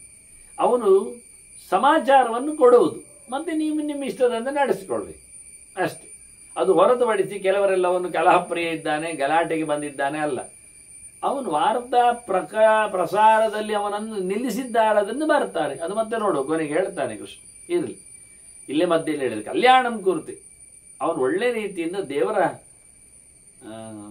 ಅಸ್ತಿತ್ವವನ್ನೇ ಮತ್ತಷ್ಟು ಜನರಿಗೆ ತಿಳಿಸಿಕೊಡ್ತಾನೆ. ದೇವರು ಮಲ್ಲಾಯೇ ಅನ್ನುವುದನ್ನು ಹೇಳಲಿಕ್ಕೆ ಅವನು ಒಳ್ಳೆಯದೇ ಮಾಡುತ್ತಾನೆ ಎಲ್ಲರಿಗೂ. ಕಲ್ಯಾಣಂ ಗುರುತೇ ಬಾಡಂ ಪಾಪಂ ಅಸ್ಮಿನ್ ನವಿದ್ಯತೆ, ಇವನಲ್ಲಿ ಅನ್ಯಾಯ ಇಲ್ಲ, ಪಾಪ ಅಂತ ಅರ್ಥ ಮಾಡಬೇಕು, ತಪ್ಪು ಮಾಡುವುದಿಲ್ಲ ಅವ, ಹೇಸಿಗೆ ಅವ ಅಲ್ಲ ಆ ಲೆಕ್ಕದಲ್ಲಿ. ನ ಪ್ರಿಯತೆ ಪರಾನರ್ಥೈ, ಇನ್ನೊಬ್ಬರ ಸೊತ್ತು ಅವನಿಗೆ ಬೇಡ, ಬೇರೆ ವಿಷಯಗಳಲ್ಲಿ ಅವನಿಗೆ ಆಸಕ್ತಿಯೂ ಇಲ್ಲ. ಇದು ಎರಡು ಅರ್ಥ, ಪರ ಅನರ್ಥೈ ಪರಾನರ್ಥೈ. ಬೇರೆಯವರನ್ನು ಸಂಪತ್ತಿನಿಂದ ಸಂತೋಷ ಪಡಿಸುವುದೂ ಇಲ್ಲ ಇವ. ಏನೋ ತಪ್ಪು ಹೇಳಿ ಅವರನ್ನು ಬುಟ್ಟಿ ಹಾಕೊಳ್ಳಿಕ್ಕೆ ಇವನು ಹೋಗುವುದಿಲ್ಲ. ಶತ್ರುಗಳ ಮೇಲೆ ಯಾವುದೇ ರೀತಿಯಾದ ಆಕ್ರಮಣಕ್ಕೆ ಇವನಿಗೆ ಶತ್ರುಗಳೇ ಇಲ್ಲ, ಆಕ್ರಮಣ ನಿಲ್ಲುವುದಿಲ್ಲ. ಆದ್ದರಿಂದ ಬೇರೊಬ್ಬರ ಸಂಪತ್ತಿನಿಂದ ಇವನು ಸಂತೋಷ ಪಡುವುದಿಲ್ಲ. ನಾವಾದರೂ ಯಾವುದು ವಾಹನದಲ್ಲಿ ಹೋಗ್ತೇವೆ ಅಂತ ಒಪ್ಪಿಕೊಳ್ಳುತ್ತೇವೆ, ಓಸಿ ಸಿಕ್ಕಿದಾಗಿ ಇರ್ಲಿ ಮಾರಾಯರೆ ಅಂತ. ತಿನ್ಲಿಕ್ಕೆ ಯಾರಾದ್ರು ಕೊಟ್ಟರದನ್ನು ತಿಂದುಕೊಳ್ಳುತ್ತೇವೆ. ಇದು ಯಾವುದೂ ಇಲ್ಲ. ಇನ್ನೊಬ್ಬರ ಸೊತ್ತಿನ ಹಂಗಿಗೆ ಬೀಳದೆ ನಾವು ಜೈಗೀಶವನ್ನು ಕೇಳಿಕೊಂಡ ಹಾಗೆ ಎಲ್ಲ ಉಂಟು, ಸಾಕು ಹೋಗಿ. ಮತ್ತು ಸೂಜಿ ಏನು ಅದು ನಾವೇ ಹಾಕ್ಕೊಳ್ತೇವೆ, ಅದು ನೀವು ಬೇಡ ಹೋಗಿ, ಅದು ನಾನು ಹಾಕ್ಕೊಡ್ತೇನೆ ಅದನ್ನು ಹೇಳೋದು ಬೇಡ ಅಂತ ಹೇಳಲಿಕ್ಕೆ ಆಗದಂತೆ ಬಾಯಿ ಮುಚ್ಚಿಸಿದ್ದ ಹಾಗೆ ಇನ್ನೊಬ್ಬರು ಸೊತ್ತನ್ನು ಪಡೆಯದೆ ನಾರಾಯಣ ನಾರಾಯಣ ಹೇಳಿದ ಹೋದ. ತಗೊಳ್ಳಿಕ್ಕೂ ನಿಲ್ಲುವುದಿಲ್ಲ, ತೆಗಿಲಿಕ್ಕೂ ನಿಲ್ಲುವುದಿಲ್ಲ. ಕೆಲವರು ತಗೊಳ್ತಾರೆ, ಕೆಲವರು ತಗೊಳ್ಳಿಕ್ಕೆ ಅವರಿಗೆ ಕೊಡೋದಿಲ್ಲ ಅಂತಾದರೆ ಎಲ್ಲರೂ ಹೋಗುವವರೆ ಕಾದಲ್ಲಿಂದ ತೆಗಿತಾರೆ. ಎರಡರಲ್ಲಿ ಒಂದು ಏನಾದರೂ ಒಂದು ಮಾಡ್ತಾರೆ, ಒಂದು ತೆಗಿತಾರೆ, ಒಂದು ತಗೊಳ್ತಾರೆ. ಕೊಟ್ಟರೆ ತಗೊಳ್ತಾರೆ, ಕೊಡದಿದ್ದರೆ ತೆಗಿತಾರೆ. ತಮ್ಮ ಹಕ್ಕು ಅಂತ ತಿಳ್ಕೊಳ್ತಾರೆ. ಕೊನೆಗೆ ಎರಡು ತಪ್ಪು ಅಂದ ಇವ, ನನಗೆ ಬೇಡ ಅಂದ ಇವ, ನನಗೆ ಉತ್ತಮವಾದ ಆದರೂ ಬೇಡ ಅಂದ. ನಿನಗೆ ನಾನು ದೇವ ಬದುಕು ಕೊಡ್ತೇನೆ, ಬೇಡ ಮಾರೆ. ಆನೆ ಮೇಲೆ ಕುಳ್ಳಿರಿಸುವುದು ಬೇಡ, ಮತ್ತು ಅಲ್ಲಾಡಿಸೋದು ಬೀಳಿಸುವುದು ಬೇಡ ಅಂದ. ಇದು ಕೆಲವರಿಗೆ ಗೊತ್ತೇ ಇಲ್ಲ, ಹಾರುದು ಹೋಗುವುದು ಮೇಲಕ್ಕೆ ಏರುವುದು ಅಂತ, ಮತ್ತು ಯಾವಾಗ ದೊಮ್ಮ ಬೀಳ್ತಾರೆ ಗೊತ್ತಿಲ್ಲ ಅವರಿಗೆ. ಇವನು ಅದನ್ನು ಇಷ್ಟಪಡೋದಿಲ್ಲ. ನನಗೆ ಬೇಡ, ಇಲ್ಲೇ ಇದ್ದೇನೆ ನಾನು, ಇಲ್ಲೇ ಇರ್ತೇನೆ ಅಂತ. ನನಗೆ ಆಚೆ ಬೇಡ ಈಚೆ ಬೇಡ, ಎಳೆಯುವುದು ಬೇಡ ನಾನು, ಮತ್ತು ಕೊನೆಗೆ ಹೊತ್ತು ಹಾಕಿಸುವುದು ಬೇಡ ನಾನು. ಇದೆಲ್ಲ ಅರ್ಥ ಉಂಟು ಅವನಿಗೆ. ಹಾಗಾಗಿ ಎಲ್ಲರಿಂದಲೂ ಅವನು ಖುಷಿಯಲ್ಲಿ ಎಲ್ಲರೊಟ್ಟಿಗೆ ಸೇರಿಕೊಂಡಿದ್ದಾನೆ. ವೇದಶ್ರುತಿವಿರ್ ಆಖ್ಯಾನೈ ಅರ್ಥಾನ್ ಅಭಿಜಿಗೀಷತ್.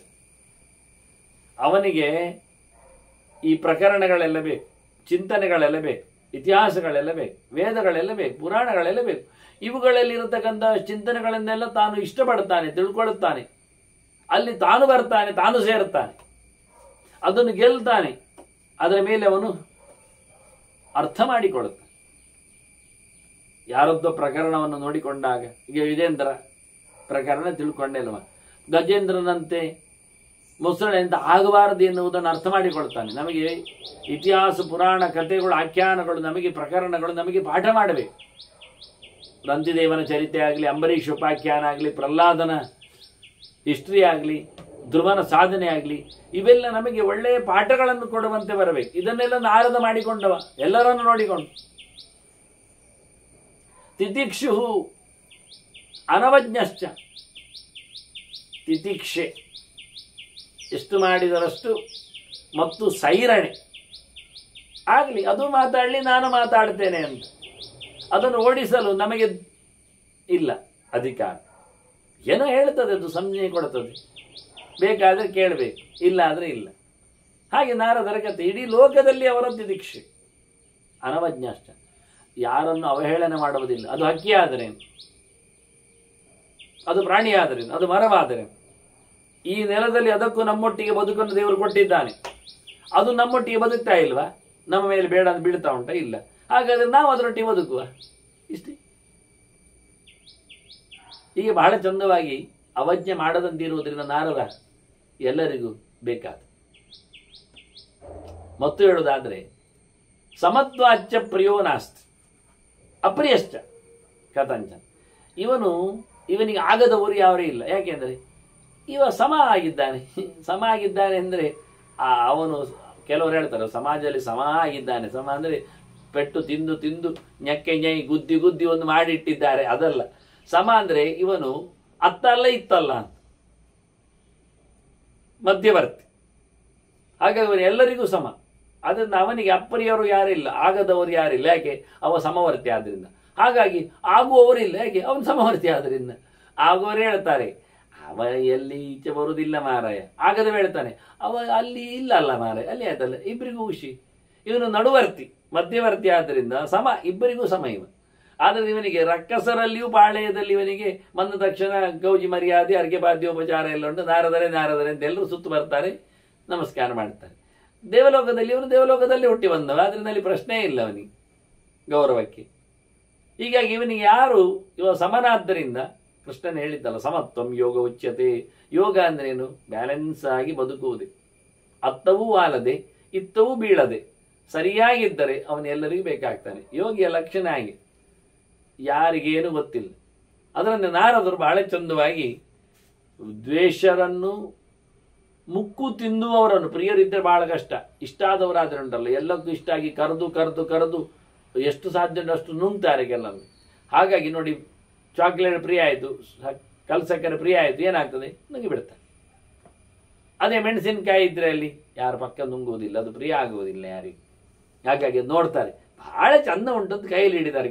ಕೆಲವರು ಮೂಸಿ ನೋಡ್ತಾರೆ, ಭಯಂಕರ ಖಾರ ಉಂಟು ಮಾರ ಅಂತಾರೆ, ಮತ್ತು ಮೆಲ್ಲಲ್ಲೇ ಇಡ್ತಾರೆ. ಎಲ್ಲಿಯಾದ್ರೂ ಮ್ಯಾಕ್ಸಿಮಮ್ ಪ್ರಯತ್ನ ಮಾತ್ರ ಅದು ಚುಂದು ತೊಟ್ಟು ಮಾತ್ರ ಒಂಚೂರಿಗೆ ತುದಿಯಲ್ಲಿ ಚುಂದು ಮಾಡಿ ಮಾತ್ರ ಬೇಡ ಹಾಕಿ ಖಾರ ಮರಾಯ ಅಂತೇಳಿ ಅದರ ಹತ್ತಿರವೇ ಅದನ್ನು ನೋಡ್ತಾನೆ ಉಗುಳಿ ಹೋಗ್ತಾರೆ.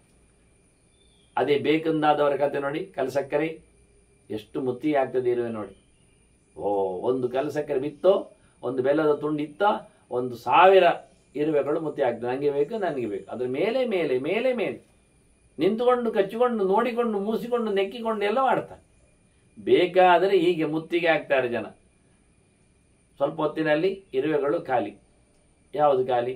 ಕಲಸಕ್ಕರೆ ಖಾಲಿ ಆದ್ದಕ್ಕೆ ನೋಡಿ ಮುಗಿಸಿ ಹೋಗ್ತಾರೆ. ಬೇಕಾದವರನ್ನು ತಿಂದು ತೇಗಿ ಹೋಗ್ತಾರೆ. ಬೇಕಾದವರು ಉಪಯೋಗಿಸಿಕೊಂಡು ಅವರ ಸ್ವಾರ್ಥಕ್ಕೆ ಬಳಸಿಕೊಂಡು ಅವನನ್ನು ಇಲ್ಲ ಮಾಡಿ ಸಮಾಧಿ ಮಾಡಿ ಅದರ ಮೇಲೂ ಮತ್ತೆ ಗೋಪುರ ಕಟ್ಟಿ ಅಲ್ಲಿಯೂ ಕಾಣಿಕೆ ಡಬ್ಬಿ ಇಟ್ಟು ದಿನ ಪಂಚಾಮೃತ ಸೇವೆ, ಮಂಗಳಾರತಿ ಉತ್ಸವ, ಏನು ಗೌಚಿ. ಅದರಲ್ಲಿ ಮತ್ತೆ 3 ಪಾಲಿನವರು, 4 ಕೆಟಗರಿಯವರು. ಆರ್ಥ ಜಿಜ್ಞಾಸು, ಅರ್ಥಾತ್ ಜ್ಞಾನಿ ಹೇಳಿಕೊಂಡಾಗೆ. ಒಬ್ಬರು ಬೆಳಿಗ್ಗೆ ಪೂಜೆಗೆ, ಒಬ್ಬರು ಮಧ್ಯಾಹ್ನ ಪೂಜೆಗೆ, ಒಬ್ಬರು ರಾತ್ರಿ ಪೂಜೆಗೆ, ಒಬ್ಬರು ನಡುರಾತ್ರಿಯಲ್ಲಿ ಮತ್ತೆ ಪೂಜೆ ಮಾಡಲಿಕ್ಕೆ. ಗೌಜೇ ಗೌಜಿ. ಬದುಕಿದ್ದಾಗ 1 ತುತ್ತು ಕೊಡಲಿಕ್ಕೆ ಜನ ಬರ್ತಿರ್ಲಿಲ್ಲ. ಸಮಾಧಿಗೆ 4 ಸರ್ತಿ ಮಂಗಳಾರತಿ ಮಾಡಿ, ಹಸ್ತೋದಕ ಮಾಡಿ, ನೈವೇದ್ಯ ಮಾಡಿ, ಅಲಂಕಾರ ಮಾಡಿ, ತಿಂದು ತೇಗಿ 1000 ಜನರನ್ನು ನಿಲ್ಲಿಸಿ ಗೌಜಿ ಮಾಡ್ತಾರೆ. ಅದ್ಭುತ ಸಮಾಧಿ ಔತಣ ಅಂದರೆ. ಅದರಿಂದ ಯಾರಿಗೂ ಬೇಕು ಅಂತ ಆಗಬಾರ್ದು. ಯಥೋ ಯಥೋ ನಿವರ್ತೇತ ವಿಮುಚ್ಯೇತ ತತಸ್ತತಃ. ನಾನು ಯಾವತ್ತು ನನ್ನ ಇದು ಸ್ಲೋಗನ್ ಪಾಠ. ಎಷ್ಟು ದೂರ ಇರ್ತೀಯ ಅಷ್ಟು ಕ್ಷೇಮವಾಗಿರ್ತೀಯ ಅಂತ. ಯಾರ ಹಂಗಿಲ್ಲದ ಸೊತ್ತು ಊಟ ಅದು ಹೊಟ್ಟೆಯಲ್ಲಿ ಇರುವಷ್ಟು ಸಮಯ ಆರಾಮವಾಗಿ ಭಗವಂತನ ಎಚ್ಚರದಲ್ಲಿ ಬದುಕಲಿಕ್ಕೆ ಆಗ್ತದೆ. ಇಲ್ಲಾದರೆ ಅದು ತಪ್ಪಿ ಹೋಗ್ತದೆ ಇನ್ಫ್ಲುಯೆನ್ಸ್ ನಿಂದ. ಹಾಗೆ ಬಹಳ ಚಂದವಾಗಿ ಈ ಮೆಣಸಿನಕಾಯಿಗೆ ನೋಡಿ, ಹರಿದೋದ್ರು, ತುಂಡಾದ್ರು, ನೆಪ್ಪೆ ಮಾಡಿದ್ರು, ಕೊಳೆತೋದ್ರು ಒಂದು ಇರುವೆಗಳೆಲ್ಲ ಹಾರುವುದುಂಟ, ಬರುವುದುಂಟ. ಕೆಲವರು ಹೇಳೋದು ಹಾಳಾದರೆ ಬರ್ತಾವೆ, ಬಿದ್ದೋದ್ರೆ ಸಿಗ್ತಾವೆ, ಹೊಡೆದೋದ್ರೆ ನಿಲ್ತಾವೆ. ಏನಿಲ್ಲ. ಅಂದರೆ ಇರುವೆಗಳು ಮೆಣಸಿನಕಾಯಿ ಇದ್ದೇ ಹೇಳಿದ ತಕ್ಷಣ ಫ್ರೆಶ್ ತಂದಿದ್ರು ಮುಟ್ಟುವುದಿಲ್ಲ. ಬೆಲ್ಲ ನೋಡಿ, ನಿನ್ನೆದ್ದಾದ್ರೂ ಬರ್ತಾವೆ, ಮೊನ್ನೆದ್ದಾದ್ರೂ ಬರ್ತಾವೆ, ಈಗ ಬಿದ್ದದ್ದಾದ್ರೂ ಬರ್ತವೆ. ಬಿದ್ದ ತಕ್ಷಣ ಎಲ್ಲಿ ನ್ಯೂಸ್ ಬರ್ತದೆ ಅವುಗಳಿಗೆ, ಬಂದಾಯ್ತು ಎಲ್ಲಿ ಅದು ನಾರದ ಹೇಳ್ತಾನೆ, ನನಗೆ ಯಾರಿಲ್ಲ. ಮನೋನುಕೂಲವಾದೀಚ, ಹಾಗಾಗಿ ಪ್ರಿಯ ಗೊತ್ತಾಗುವುದು ಹೇಗಿದ್ರೆ ಅವನ ಮನಸ್ಸನ್ನು ಓದಿಕೊಂಡು ನೋಡ್ತಾನಂತೆ, ನನಗೆ ಇವನು ಹೇಗಿದ್ದಾನೆ ಅಂತ. ಅವರಿಗೆ ಅನುಗುಣವಾಗಿ ಮಾತಾಡ್ತಾನೆ. ಆದ್ರಿಂದ ಇವನು ಯಾರಿಗೂ ಸಹ ಪ್ರಿಯನಲ್ಲ ಅಪ್ರಿಯನಲ್ಲ. ಅವರಿಗೆ ತಕ್ಕುದಾಗಿ ಇವನು ವಾದವನ್ನು ಮಾಡುವುದರಿಂದ ಹೇಳಿಕೊಡ್ತಾನೆ ಚೆನ್ನಾಗಿ. ಅದನ್ನ ಕೃಷ್ಣನ ಬಗ್ಗೆ ಮಾತಾಡುವಾಗ ಏನು ಓಡಿದ್ದಾನೆ, ನಿನ್ನನ್ನು ಹೆದರಿಕೊಂಡು ಅಂತ ತಪ್ಪಿಸಿಕೊಂಡು ಹೋಗಿದ್ದಾನೆ ಹೇಳ್ತಾನೆ. ಕಂಸನಿಗೆ ಭಾರಿ ಖುಷಿ. ಹೌದಾ, ನಾನು ತಪ್ಪಿಸಿಕೊಂಡು ಓಡಿಯೋದಂದವ, ಹಿಡಿತೇನೆ ಎಂದು ಶುರು ಮಾಡ್ತಾನೆ. ಅವರವರ ಸಾಧನೆಯನ್ನು ಮಾಡಿಸುವಲ್ಲಿ ನಾರದರ ಪಾತ್ರ.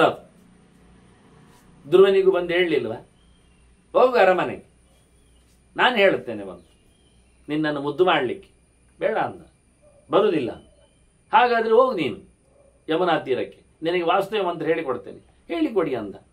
ನೋಡಿ, ಮೊದಲು ಹೇಳಿದ್ದೇನವ, ನಿನಗೆ ಆಟಿಗೆ ಕೊಡ್ತೇನೆ, ಅಪ್ಪನಲ್ಲಿ ನಾನು ಜೋರು ಮಾಡ್ತೇನೆ, ನಿನ್ನನ್ನು ಮುದ್ದಾಡ್ತೇನೆ ಬಾ ಅಂದ. ಬೇಡ ಅಂದ. ನೋಡಿ, ಎರಡೂ ಮಾತಾಡಿದ್ದ. ಚಾಯ್ಸಿಯಲ್ಲಿ ಕೊಟ್ಟ, ಧ್ರುವನಿಗೆ ಕೊಟ್ಟ, ಅಷ್ಟು ಸಣ್ಣ ಹುಡುಗನಿಗೆ ಕೊಟ್ಟಿದ್ದ, ಮಾತಾಡಿಸಿದ್ದ. ಬಾ ಹೋಗು ಅಂದಿದ್ದ ಅರಮನೆಗೆ, ಬೇಡ ಅಂದ. ಹಾಗೆ ನಾರದರು ಮನೋನುಕೂಲವಾದಿ ಇಚ್ಛೆ, ಅವರಿಗೆ ಅನುಕೂಲವಾಗಿ ಮಾತಾಡ್ತಾನೆ. ಅದರಿಂದ ಎಲ್ಲರಿಗೂ ಬೇಕವ. ಸಣ್ಣ ಮಗುವಿಗೆ ಧ್ರುವನಿಗೂ ಬೇಕಾಯ್ತು ನೋಡಿ, ಇನ್ನೆಂತ. ಬಹುಶ್ರುತ, ಚಿತ್ರಗತ, ತುಂಬ ಓದಿಕೊಂಡಿದ್ದಾನೆ, ತುಂಬ ಕೇಳಿದ್ದಾನೆ, ತುಂಬ ಜನರಿಂದ ಕೇಳಿದ್ದಾನೆ, ಒಳ್ಳೆ ಸಂಗತಿಗಳನ್ನು ತಿಳ್ಕೊಂಡಿದ್ದಾನೆ ಬೇಕು ಅಂತ ಕೂತು ಕೇಳಿ. ಮತ್ತೆ ಚಿತ್ರಗತ, ಮನಸ್ಸನ್ನು ಹಗುರ ಮಾಡುವ, ಚಿತ್ತರಮಣೀಯವಾದಂತಹ ಎಷ್ಟೋ ಇತಿಹಾಸಗಳ ಪುಟಗಳು ಅವನಲ್ಲಿವೆ. ಸ್ಟೋಕ್ ಹೇಳ್ತಾ ಕಥಯತಿ, ಮನಸ್ಸನ್ನು ಹಗುರ ಮಾಡುವಷ್ಟರ ನೆಲೆಯಲ್ಲಿ ಭಗವಂತನ ಬಗ್ಗೆ ಮಾತಾಡ್ತಾನೆ. ಅಷ್ಟವನಲ್ಲಿ ಕಥೆಗಳು ತುಂಬಿವೆ, ಚರಿತ್ರೆಗಳ ಪುಟಗಳು ಅವನಾಗಿದ್ದಾನೆ. ಒಂದು ದೊಡ್ಡ ಸಂಪುಟನೇ ಪುರಾಣಗಳದ್ದು, ಹಳೆಯ ಚರಿತ್ರೆಗಳದ್ದು. ನಾರದ ಅಂದ್ರೆ ದೊಡ್ಡ ವಿಷಯ ಆ ಲೆಕ್ಕಾಚಾರದಲ್ಲಿ. ಪಂಡಿತ, ಇದೇ ಹೇಳಿದ ತಕ್ಷಣ ಹೇಳಿಕ್ಕೆ ಬರಬೇಕು ಅಂತಿಲ್ಲ, ಇದೇ ಅಂದ ತಕ್ಷಣ ಅರ್ಥ ಆಗಿರಬೇಕು ಅಂತಿಲ್ಲ, ಅದರ ಸ್ಪಿರಿಟ್ ಗೊತ್ತಾಗಿರ್ಬೇಕೆಲ್ಲ. ತಿಳ್ಕೊಂಡಿದ್ದಾನೆ ಚೆನ್ನಾಗಿ. ಮತ್ತೆ ಹೇಳಲಿಕ್ಕೆ ಕೆಲವರಿಗೆ ಬೂಟಿರ್ತದೆ, ವಿಷಯ ಗೊತ್ತಿರ್ತದೆ, ಸೋಮಾರಿತಾನೆ ಇರ್ತದೆ. ಅನಲ ಸಹ ಹಾಗೇನಿಲ್ಲ. ಇವ ಯಾರಿಗೆ ಬೇಕಾದ್ರೂ ಅವ್ರು 4 ಹೇಳಿದ್ರೆ 40 ಹೇಳ್ತಾನೆ, 10 times more. ಇರ್ಲಿ ಮಾರಾಯ, ಖರ್ಚಿಗೆ ಇರಲಿ, ಬೇಡ ಅಂದ್ರೆ ಬಿಟ್ಟು ಹೋಗ್ತದೆ, ಹೋಗ್ಲಿ ಅಂತ ಆ ನಮೂನೆ ಮಾತಾಡುವವ, ಹೇಳಿಕೊಡುವವ. ಮತ್ತೆ ಅದರಲ್ಲಿ ಅಶಟ, ಮೋಸ ಇಲ್ಲ, ವಂಚನೆ ಇಲ್ಲ, ಸುಳ್ಳು ಹೇಳಿಕೊಡೋದಿಲ್ಲ, ಮಧ್ಯೆಯಲ್ಲಿ ಫಿಟ್ಟಿಂಗ್ ಇಡುವುದಿಲ್ಲ, ನೇರ ನೇರ ನೇರ. ಅಧೀನಃ, ಇನ್ನೇನು ಪಾಪ ಏನೇನು ಕೆಲಸ ಆಗ್ಲಿಕ್ಕೆ ಉಂಟು ಅಂತ ಹೇಳ್ತಾ ಇದ್ದಾನೆ. ಏನಿಲ್ಲಪ್ಪ, ದೈನ್ಯವೇ ಇಲ್ಲ, ಯಾರ ಹಂಗೂ ಇಲ್ಲದೆ, ಯಾರ ಮುಲಾಜು ಇಲ್ಲದೆ, ಯಾರ ಎದುರು ತಲೆ ಬಗ್ಗಿಸಿಕೊಳ್ಳದೆ ಸ್ವಾಭಿಮಾನಿಯಾಗಿ ಬೆಳೆದವ. ಅಕ್ರೋಧನ, ಸಿಟ್ಟು ಬರುವುದಿಲ್ಲ, ಸಿಟ್ಟು ಮಾಡಿದ್ರು ಸಿಟ್ಟು ಬರುವುದಿಲ್ಲ, ಅವನು ಯಾರ ಮೇಲೆ ಸಿಟ್ಟು ಬರೆಸುವುದು. ಅಲುಬ್ಧ, ಲೋಭ ಇಲ್ಲ, ಯಾವುದು ಬೇಕು ಅಂತ ಕಾಣುವುದಿಲ್ಲ, ಯಾರ ವಸ್ತುಗಳ ಮೇಲೂ ಲಾಲಸೆ ಬರುವುದಿಲ್ಲ, ನಾಲಿಗೆ ಚಾಚುವುದಿಲ್ಲ, ಜೊಲ್ಲು ರಸ ಸುರಿಸುವವನಲ್ಲ. ಅದಕ್ಕಾಗಿ ಅವನು ಮೆರೆದಿದ್ದಾನೆ. ನಾರ್ಥೇ ಧನೇವ ಕಾಮೇವ ಭೂತಪೂರ್ವಸ್ಯ ವಿಗ್ರಹ ಅಂತಾನೆ ಕೃಷ್ಣ. ಇಷ್ಟರವರೆಗೆ ನಾನು ಅವನೊಂದು ದುಡ್ಡಿನ ವಿಷಯದಲ್ಲಿ, ಒಂದು ಸೊತ್ತಿನ ವಿಷಯದಲ್ಲಿ, ಒಂದು ಆಸೆಯ ವಿಷಯದಲ್ಲಿ, ಕಾಮದ ವಿಷಯದಲ್ಲಿ ಅವನಲ್ಲಿ ಗಲಾಟೆ ಆದದ್ದು ನಾನು ಕೇಳಿದ್ದಿಲ್ಲ. ಇತಿಹಾಸದಲ್ಲಿ ನಾರದರ ವಿಷಯದಲ್ಲಿ ಒಂದು ಆಸ್ತಿ ಪಾಸ್ತಿ ಗಲಾಟೆಯಲ್ಲಿ ನಾರದರು ಬಂದಿದ್ದಾರೆ ಇಲ್ಲ, ಅವರು ಕೋರ್ಟ್ ಕಚೇರಿಯಲ್ಲಿ ಇಲ್ಲೇ ಇಲ್ಲ ನಾರದರು. ಇವತ್ತಿನವರೆಗೆ ಹೇಳ್ತಾನೆ, ಇವತ್ತಿನವರೆಗೆ ನನಗೆ ಅವನಿಗೆ ದುಡ್ಡಿನ ವಿಷಯದಲ್ಲಿ ಗಲಾಟೆ ಅದು ಕಾಣಲಿಲ್ಲ. ಯಾವುದೋ ಸೊತ್ತು ಅಪಾರ ಆಯಿತು, ತಂದಿದ್ದಾನೆ, ಎತ್ತಿದ್ದಾನೆ, ಇಲ್ಲಪ್ಪ. ನೋಡಿ, ಕೃಷ್ಣನಿಗೆ ಪಾರಿಜಾತ ಆಭರಣ ಅಂತ ಪ್ರಕರಣವೇ ಬರೆದಾಗ್ತಾರೆ, ತೋರಿಸಿಕೊಡ್ತಾನೆ. ರಾಮನ ಚರಿತ್ರೆಗೆ ಹೇಳಿದಾಗೆ ಸೀತೆಯೇ ಅಪಹರಣ ಆಗಿದೆ ಅಂತಾನೆ. ಇಲ್ಲಿ ಪಾರಿಜಾತ ಅಲ್ಲ, ಇಲ್ಲಿ ದೇವಲೋಕದ ಪಾರಿಜಾತ ಹೋದ್ರೆ ಕೃಷ್ಣ ಕೊಯ್ದು ಹೇಳಿದ್ರೆ ರಾಮ ಹೇಳ್ತಾನೆ, ಕೃಷ್ಣನ ರಾಮನಾಗಿದ್ದಾಗ ನಂದು ಸೀತೆಯೇ ಹೋಗಿತ್ತು, ಮತ್ತೆ ನಿನ್ನ ಕುಂಬಡ ಅಂತಾನೆ. ಹೌದಲ್ಲ? ಮತ್ತೆ ಹಾಗೆ ಒಬ್ಬರೊಬ್ಬರದ್ದು. ಒಬ್ಬ ಯೋಗಿ ಕೂತಾಗ ತಪಸ್ಸು ಮಾಡುವಾಗ ಅವನ ಕಣ್ಣು ತೆರೆಯದೆ ತಪಸ್ಸು ಮಾಡೋದಂತೆ. ಅದು ಹೇಗೆ ಅಭ್ಯಾಸ ಮಾಡಿದ ಮಾರೆ, ಕಣ್ಣು ತೆರೆಯದೆ ತಪಸ್ಸು ಮಾಡೋದು ಅಂದ್ರೆ? ಅದು ಮತ್ತೆ ಅವನದ್ದು ಗಿಂಡಿಯಾರ ಕಂಡಿದ್ದಾರಂತೆ, ಇನ್ನೊಮ್ಮೆ ಕಮಂಡಲವನ್ನು ಪಾರು ಮಾಡುವವರಿದ್ದಾರಂತೆ. ಹಾಗಾಗಿ ಇಂಥದ್ದೆಲ್ಲ ಎಚ್ಚರ ತಪ್ಪಿದಾಗ ಏನೇನೋ ಕದ್ದುಕೊಳ್ತಾರೆ ಹೇಳಿಕೊಂಡಾಗೆ. ಆದ್ರಿಂದ ನಾರದರದು ಇವತ್ತಿನವರೆಗೆ ಯಾವ ಗಲಾಟೆ ಇಲ್ಲ, ಸುದ್ದಿಯೇ ಇಲ್ಲ ಅಂತೆ. ಅವನು ಕೋಲ್ ಕಳೆದೋದದ್ದಾಗಲಿ, ಅವನ ಗಿಂಡಿ ಆರಪಾರ ಮಾಡಿದ್ದಾರೆ ಅಥವಾ ಅವನು ಚೊಂಡಿ ಹೊಡೆದಿದ್ದಾರೆ, ಎಂಥದಿಲ್ಲ. ಸರ ಬಗ್ಗೆ ನೋಡಿ, ನಾರದರ ಮೈ ಮೇಲೆ ಕೈ ಮಾಡಿದ್ದುಂಟ ನೋಡಿ, ಯಾವ ಅಸರನಾಗ್ಲು ಎಲ್ಲಿ ಅದನ್ನ ಹೇಳ್ತಾನೆ. ಎಲ್ಲಿ ನನಗೆ ಗೊತ್ತಿಲ್ಲ ಮಾರೆ, ಅವನ ವಿಷಯದಲ್ಲಿ ಕೋರ್ಟ್ ಕಚೇರಿಯಲ್ಲಿ ಅವನ ಹೆಸರು ಕರೆದದ್ದು ಅವನ ಹೆಸರಲ್ಲಿ ಕ್ರೈಮ್ ಸ್ಟೋರಿ, ಅವನ ಹೆಸರಲ್ಲಿ ಯುದ್ಧ ಲಡಾಯಿ ಇಲ್ಲ, ಎಲ್ಲಿಲ್ಲ. ದೋಷಾಶ್ಚಾಸ್ಯ ಸಮುಚ್ಛಿನ್ನ, ಒಂದು ದೋಷಗಳು ಅವನಲ್ಲಿ ಎಲ್ಲ ಹೊಡೆದೋಗಿವೆ. ಅವನಲ್ಲಿ ಯಾವುದೂ ಸೇರುವುದಿಲ್ಲ, ತಪ್ಪುಗಳೇ ಇಲ್ಲದ, ಅಂದರೆ ಒಂದು ಚೂರು ಒಳ್ಳೆ ಟ್ರಾನ್ಸ್ಪರೆಂಟ್ ಹೇಳ್ತಾರೆ, ಬ್ಲ್ಯಾಕ್ ಸ್ಪಾಟೇ ಇಲ್ಲ ಅವನಲ್ಲಿ. ಆ ನಮೂನೆಯ ವ್ಯಕ್ತಿತ್ವ ನಾರದರು. ದೃಢ ಭಕ್ತಿ, ಅನಿಂದ್ಯಾತ್ಮ, ವಿಶ್ವಾಸ ಒಳ್ಳೆದಿದೆ, ದೇವರ ಮೇಲೆ ಭಕ್ತಿ ಒಳ್ಳೆದಿದೆ. ಯಾವತ್ತೂ ಸಹ ಅವನನ್ನು ಯಾರು ಬೈದದ್ದಿಲ್ಲ, ಬೈಸಿಕೊಳ್ಳುವಂತೆ ಅವನ ಪ್ರವೃತ್ತಿ, ಮನಸ್ಸು, ಮಾತು ಇರಲಿಲ್ಲ. ಜೊತೆಯಲ್ಲಿ ಬಹಳ ಚಂದವಾದಂತಹ ಅನುಶಂಸವಾನ್ ಶ್ರುತವಾನ್, ಕೇಳಿಕೊಂಡವ, ಹೇಗಿರಬೇಕು ಅಂತ ತಿಳ್ಕೊಂಡವ, ಯಾರನ್ನು ಹಿಂಸೆ ಮಾಡುವಂಥ ಪ್ರವೃತ್ತಿ ಇಲ್ಲದವ, ಮನುಷ್ಯ ಮಾತ್ರನ ಮೇಲೆ ಪ್ರೀತಿ ದಯೆ ಉಳ್ಳವ. ವೀತ ಸಮೂಹ ದೋಷಶ್ಚ, ದೊಡ್ಡ ದೋಷ ಏನು ಕೇಳಿದರೆ ಎಚ್ಚರ ತಪ್ಪುವುದು, ಪ್ರಮಾದ, ಗೊತ್ತಿಲ್ಲದೆ ಹೋಗುವಂಥದ್ದು. ಅಂತಹ ಅಜ್ಞಾನದ ವಶತೆ ಅವನಿಗೆ ಆಗಲೇ ಇಲ್ಲ. ಕ್ಲೀನ್ ಅಂತ ದೋಷವನ್ನೇ ತಪ್ಪಾಗಿದೆ ಅಂತ ಹೇಳಿಕೊಳ್ಳಿಕ್ಕೆ, ಬೈ ಮಿಸ್ಟೇಕ್ ಅಂತ ಹೇಳಲಿಕ್ಕೆ ಎಚ್ಚರ ತಪ್ಪಿ ಕೆಲಸವೇ ಮಾಡೋದಿಲ್ಲ, ಅಷ್ಟು ಪ್ರಬುದ್ಧವ ಆ ಲೆಕ್ಕದಲ್ಲಿ. ಅಸಕ್ತಃ ಸರ್ವಸಂಗೇಶ್ ಸಕ್ತಾತ್ಮೇವ ಚ ಲಕ್ಷ್ಯ, ಎಲ್ಲಿಯೂ ಹಚ್ಚಿಕೊಂಡಿಲ್ಲ, ಆದರೆ ಹಚ್ಚಿಕೊಂಡಂತೆ ಕಾಣುತ್ತಾನೆ ಎಲ್ಲರಿಗೂ. ಇದು ಕೃಷ್ಣನ ಪಾಲಿಸಿ, ಕೃಷ್ಣನ ಹೇಳಿಕೊಡುವುದಾಗಿ. ಸಕ್ತಾ ಕರ್ಮಣ್ಯ ವಿದ್ವಾಂಸ ಕುರ್ಯಾತ್ ವಿದ್ವಾನ್ ಯಥಾ ಸಕ್ತಃ ಚಿಕೀರ್ಷು ಲೋಕ ಸಂಗ್ರಹಂ ಅಂತ. ಅಂಟಿಕೊಂಡವರಿಗೆ ಕೆಲಸ ಮಾಡ್ತಾರೋ ಹಾಗೆ ಅಂಟಿಕೊಳ್ಳದವರು ಕೆಲಸ ಮಾಡಬೇಕಂತ. ಒಬ್ಬ ತಿಳಿದವ ತಾನು ತಿಳಿಯದವನಂತೆ ಸಮಾಜದಲ್ಲಿ ಬದುಕಬೇಕದು. ಯಾಕೆಂದ್ರೆ ಜನರಿಗೆ ತಿಳಿಸಿಕೊಡ್ಲಿಕ್ಕೆ ಅಂತ. ಯಥಾ ಕುರುವಂತಿ ಭಾರತ ಕುರಿಯಾದ ವಿದ್ವಾನ್ ತಥಾ ಸಕ್ತ ಅಂತಾನೆ. ಸಕ್ತ ಕರ್ಮಣಿ ಅವಿದ್ವಾಂಸ ಯಥಾ ಕುರುವಂತಿ, ತಿಳಿಯದವ ಮಾಡುವ ಕೆಲಸದಂತೆ ತಿಳಿದವನು ಕೆಲಸದಲ್ಲಿ ತೊಡಗಲೇಬೇಕು ಅವರನ್ನು ತಿಳಿಸಿಕೊಡ್ಲಿಕ್ಕೆ. ಹಾಗೆ ನಾರದರು ಹಾಗೆ ಕಾಣುತ್ತಾರೆ. ಯಾವುದನ್ನು ಹಚ್ಚಿಕೊಳ್ಳಿಲ್ಲ ಅದು ಹಚ್ಚಿಕೊಂಡಂತೆ, ಸಮಾಜದಲ್ಲಿ ಇರುವಂತೆ, ಈ ಪೆಟ್ಟು ಪುಟೆಗಳು ಇಷ್ಟ ಆಗುವಂತೆ ಇದೆಲ್ಲ ಕಾಣ್ತದೆ. ಅದು ಯಾವುದಲ್ಲ, ಅದೀರ್ಘ ಸಂಶಯ ವಾಗ್ಮಿ. ಅವನಿಗೆ ಯಾವುದಾದ್ರೂ ವಿಷಯ ಗೊತ್ತಿಲ್ಲ ಅಂದರೆ ಅದು ಲಾಂಗ್ ಪೀರಿಯಡಲ್ಲಿ ಉಳಿಯುವುದಿಲ್ಲ, ಕೂಡಲೇ ಅದಕ್ಕೆ ಪರಿಹಾರ ಮಾಡಿಕೊಳ್ತಾನ. ಸಂಶಯ ಬಂದ ತಕ್ಷಣ ಮಾತು ಕೇಳ್ತಾ ಇದ್ರೆ ಚಿಂತನೆ ಮಾಡಿ ಆಗ್ತದೆ, ಗಟ್ಟಿ ಮಾಡಿ ಆಗ್ತದೆ. ಯಾರ ಹತ್ರ ಕೇಳೋದು ಸುಮ್ಮನೆ ನಾಚಿಕೆ ಆಗ್ತದೆ, ಬೇಡ. ಹಾಗೆ ನನಗೆ ಗೊತ್ತಿಲ್ಲ, ಅವನಿಗೆ ಗೊತ್ತಿಲ್ಲ ಹೇಳಿಕೊಂಡು ಲೋಕಕ್ಕೆ ಗೊತ್ತಿಲ್ಲ ಅಂತ ಇವನು ದೊಡ್ಡ ಸರ್ವಜ್ಞನ ಆಗುವುದಲ್ಲ. ಗೊತ್ತಿಲ್ಲದರ ಬಗ್ಗೆ ಕೂಡಲೇ ಕೇಳಿಕೊಂಡು ಗೊತ್ತು ಮಾಡಿಸಿಕೊಳ್ಳ. ಆದ್ರಿಂದ ಅವನಲ್ಲಿ ಬಹಳ ಕಾಲದವರೆಗೆ ಗೊತ್ತಿಲ್ಲದ ಸಂಗತಿಯೇ ಇರಲಿಲ್ಲ ಅಂದ್ರೆ ಅದೊಂದು ಪಾಯಿಂಟ್ ಪ್ಲಸ್. ಒಳ್ಳೆ ಮಾತಾಡುತ್ತಾನೆ, ವಿಷಯವನ್ನು ತಿಳಿಸಿಕೊಡುತ್ತಾನೆ, ಇನ್ನೊಬ್ಬರಿಗೆ ಸಂಶಯ ಬಾರದಂತೆ ಹೇಳುವ ಸಾಮರ್ಥ್ಯ ಅದು ನಾರದರಲ್ಲಿ ಉಂಟಾದ್ರಿಂದ ಜನ ನಾರದರು ಬೇಕು ಅಂತ ಹೇಳ್ತಾರೆ. ಸಮಾಧಿರ್ನಾಸ್ಯ ಕಾಮಾರ್ಥೆ, ಇವನು ದೇವರ ದರ್ಶನ ಮಾಡುತ್ತಾನೆ, ದೇವರ ಜಪ ಮಾಡುತ್ತಾನೆ, ದೇವರನ್ನು ಧ್ಯಾನದಲ್ಲಿ ನೋಡ್ಲಿಕ್ಕೆ ನೋಡುತ್ತಾನೆ. ಯಾಕೆ ಕೇಳಿದ್ರೆ ಬೇಕುಗಳಿಗಲ್ಲ, ಸುಮ್ಮನೆ ದೇವರಿಗೆ. ಆದ್ರಿಂದ ಯಾವುದೋ ಬೇಕುಗಳಿಗೋಸ್ಕರ ಇವನ ಜಪತಪ ಅನುಷ್ಠಾನ ಪೂಜೆ ಪುನಸ್ಕಾರ ಧ್ಯಾನ ಜಪ ಹೋಮಗತಿಗಳು ಇಲ್ಲವೇ ಅಲ್ಲ. ಶುದ್ಧವಾದ ಭಗವಂತನ ಪ್ರೀತಿಗಾಗಿ ಮಾಡತಕ್ಕಂಥ ಇವನ ಕರ್ಮಾಂಗಗಳು ಸಮಾಧಿಯವರೆಗಿದ್ದು. ನಾತ್ಮಾನಂ ಸ್ತೌತಿ ಕರಿಹಿಚಿತ್ತು, ತನ್ನ ಬಗ್ಗೆಯಲ್ಲಿ ಕೊಚ್ಚಿಕೊಂಡದ್ದೇ ಇಲ್ಲ ಅಂತ. ಸೋ ಆ್ಯಂಡ್ ಸೋ ಅಂತ, ಹಾಗೆ ಹೀಗೆ ನಾನೋದು ಇದು ಅಂತ ಇಲ್ಲ ಇಲ್ಲ. ಕೇವಲ ನಾರದ ನಾರಾಯಣ ಅಷ್ಟೇ. ಬಾಯಲ್ಲಿ ಕೇಳಿದರೆ ದೇವರ ಹೆಸರು ಮುಗಿದೋಯ್ತು. ಇನ್ನು ಯಾರಾದ ನಾರದರೇ ಅಂದರೆ ನಾರಾಯಣ ನಾರಾಯಣ ಅಂತಾನೆ, ಅಲ್ಲಿಗೆ ಆಯ್ತು. ಭಗವದ್ ಎಚ್ಚರವನ್ನೇ ಇನ್ನೊಬ್ಬರಿಗೆ ತಿಳಿಸಿಕೊಡುವಷ್ಟು ನಾರದರು. ಅದಕ್ಕೆ ನಾರದ ಅಂದರೆ ನಾರವನ್ನು ಕೊಡುವವ ಅಂತ, ಜ್ಞಾನಪ್ರದ ಅಂತಲೇ ಅರ್ಥ ಆ ಲೆಕ್ಕದಲ್ಲಿ. ಅನೀರ್ಷು ಮೃದು ಸಂವಾದ, ಎಲ್ಲಿಯೂ ಗಟ್ಟಿ ಮಾತಾಡುವುದಿಲ್ಲ, ಚಂದ ಮಾತಾಡ್ತಾನೆ, ಮೃದುವಾದ ಧೋರಣೆ, ಮಾತುಕತೆಯಲ್ಲಿಯೂ ರೈಸಾಗುವುದೇ ಇಲ್ಲಂತೆ, ಬಹಳ ಚಂದವಾಗಿ. ಅನೀರ್ಷು, ಇನ್ನೊಬ್ಬರ ಮೇಲೆ ಹೊಟ್ಟೆಗಿಚ್ಚಿಲ್ಲ ಎಂದು ಹೇಳಿದೆ.